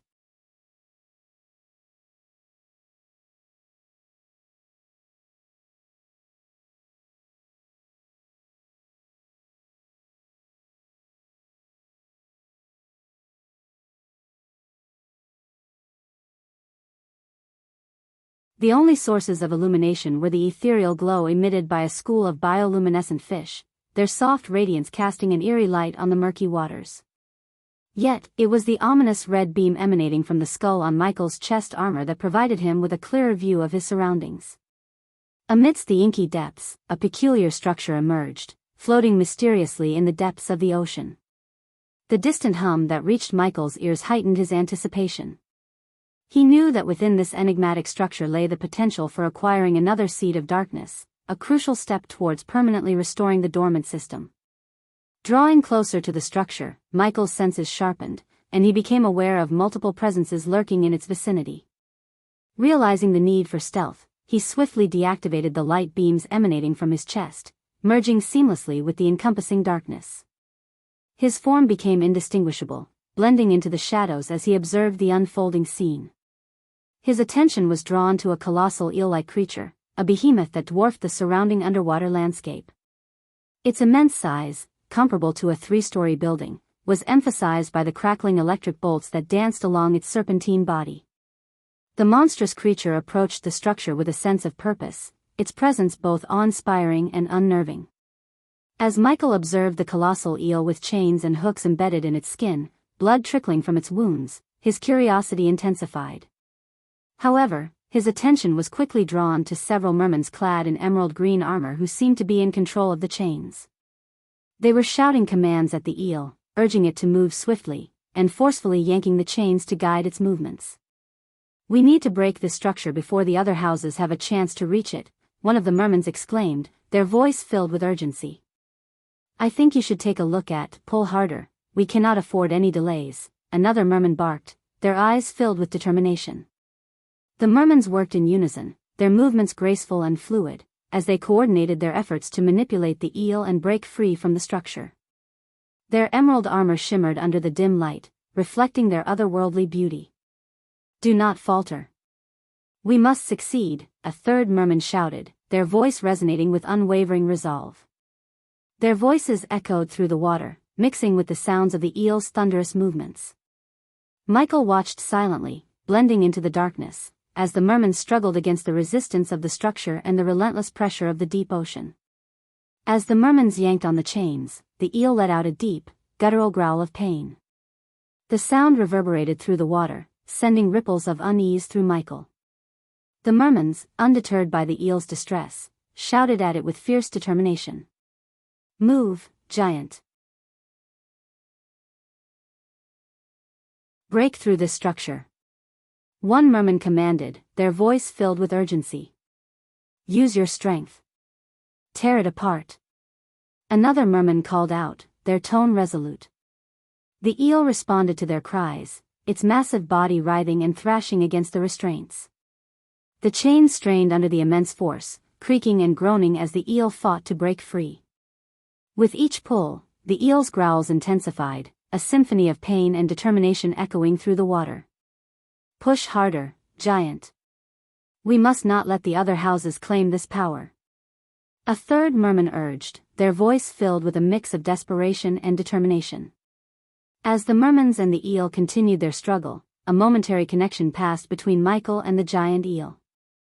In that fleeting instant, it seemed as if the eel locked its eyes with Michael, as though silently pleading for assistance. Michael was taken aback by this unexpected connection, feeling a pang of empathy for the creature's pain. However, the eel's gaze quickly shifted away as the mermen forcefully pulled on the chains, urging it forward in agony. The eel's attention was solely focused on obeying its captors, its primal instincts overriding any potential alliance that could have formed with Michael. With a tremendous impact, the eel crashed into the structure, causing shockwaves to ripple through the surrounding waters. Michael felt the power of the impact reverberate through his body, witnessing the cracks forming on the surface of the strange cube-shaped structure. It was evident that the combined efforts of the eel and the mermen were having an effect, gradually weakening the integrity of the structure. Amidst the chaos, Michael's keen observation skills allowed him to identify 5 half-immortals among the soldiers of the water god Hull. These half-immortals possessed a stable energy radiation, signifying their cultivation to the half-immortal stage had been achieved through natural means, without the use of shortcuts or artificial enhancements. As Michael saw the cracks widening, he sprang into action. True to his nature, he preferred to let his enemies do the heavy lifting while he reaped the rewards at the opportune moment. Swiftly navigating through the dark depths of the ocean, Michael raised his hand and took aim at the eel's chains. A bolt of lightning surged forth from his fingertips, speeding towards its target, intending to sever the bonds that held the eel captive. With pinpoint accuracy, the lightning bolt unleashed by Michael struck the hook attached to the chain, shattering it into pieces. The mermen who were controlling the eel stood in stunned silence, their eyes widening with disbelief. "The giant is breaking free," one merman shouted, panic lacing his voice. "Hold on tight. We can't let it escape." Enraged by its newfound freedom, the eel let out a thunderous roar, its massive body violently squirming as it struggled to break another chain. The mermen, realizing the imminent danger, swiftly reacted by thrusting a jade spear into the eel's side, attempting to subdue its rebellion. Unfazed by the mermen's desperate efforts, Michael, undeterred, fired 2 more lightning bolts. The bolts crackled through the water, obliterating the remaining chains that restrained the giant eel. As the chains shattered, releasing the eel completely, the mermen let out horrified screams, their faces contorted with fear and shock. "The fucking giant is free," one merman cried out, his voice trembling with a mixture of fear and disbelief. "It is free." Another merman, his voice filled with desperation, added, "We must retreat. We cannot fight against this unleashed power." As the eel swam freely, its rage echoed through the ocean depths, causing the water to churn and swirl. The mermans, overwhelmed by fear, quickly turned away, their thoughts consumed by the need to escape the wrath of the unleashed giant. As Michael silently observed the chaotic scene, a small smirk formed beneath his skull mask. With the giant eel now free, a burst of electricity shot from its body, electrifying everything within a 1-mile radius. Even Michael felt a chilling jolt of pain, but his armor protected him from the full force of the shock.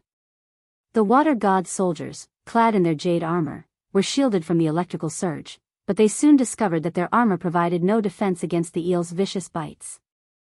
Fueled by anger, the giant eel hunted down the soldiers one by one, overpowering them with its immense strength. Amidst the carnage, Michael watched with a twisted satisfaction, pleased with the chaos he had unleashed. However, his attention quickly shifted back to the cube-shaped structure. Determined to break it and claim the seed of darkness within, he propelled himself toward it with unwavering resolve. But just as he was about to shatter the structure, a crimson-red trident shot through the water, impaling his hand and pinning it against the structure. Michael's eyes widened behind his skull mask as he saw the Serpent King, now in his serpentine form, emerging through the wind tunnel and swiftly approaching him. "You are not getting it, Dark Lord," the Serpent King hissed, his voice laced with venomous intent. Read chapters 915 and 916 to refresh your memories.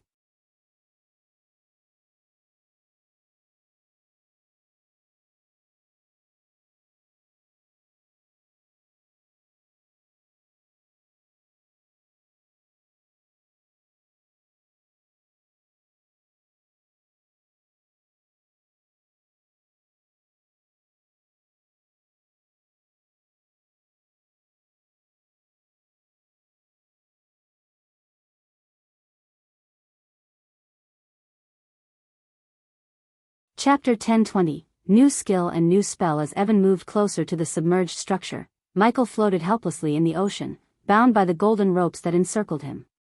He locked eyes with the eel, their silent connection speaking volumes.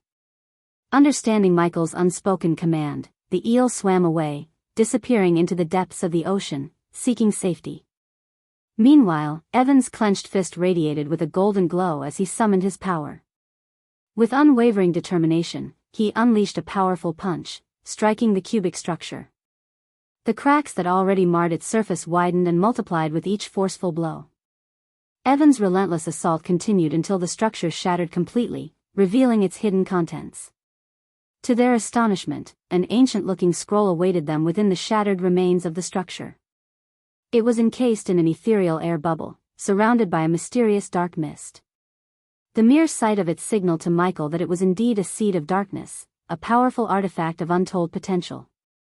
However, before Evan could reach out to touch the spell scroll, Michael's voice cut through the air, stopping him in his tracks. Evan turned to face Michael, his curiosity piqued by his unexpected interruption. "Not so fast, Evan," Michael's voice carried a mischievous undertone as a beam of light emanated from the skull on his chest. The beam formed an image of Victoria, Evan's fiancée. The sight struck Evan like a bolt of lightning, freezing him in place.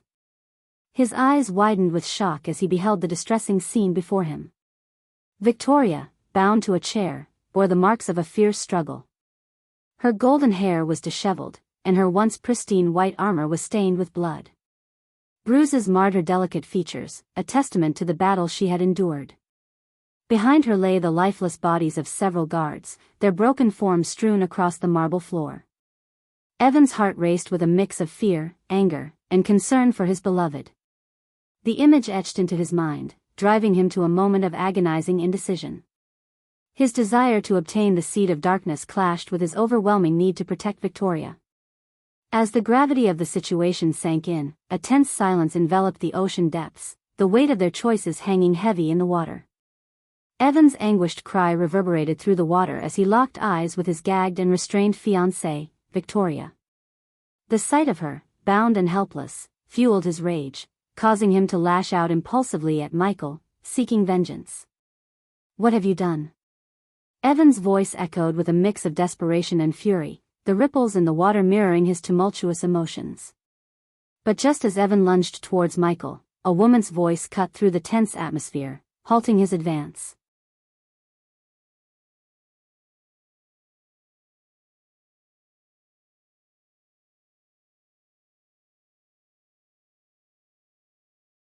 The shadow teleportation is a powerful spell that grants the user the ability to instantaneously transport himself to any location within his line of sight where a shadow is present.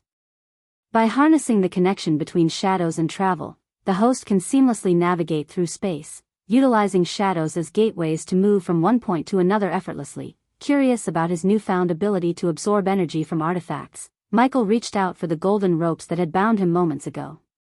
Closing his eyes, he focused his concentration on the ropes, feeling the surge of energy coursing through them. A soft hum resonated in his senses as he experienced a slight resistance from the ropes. Slowly but steadily, the golden strands transformed into tiny specks of dust, drifting into Michael's being, converting into valuable experience points.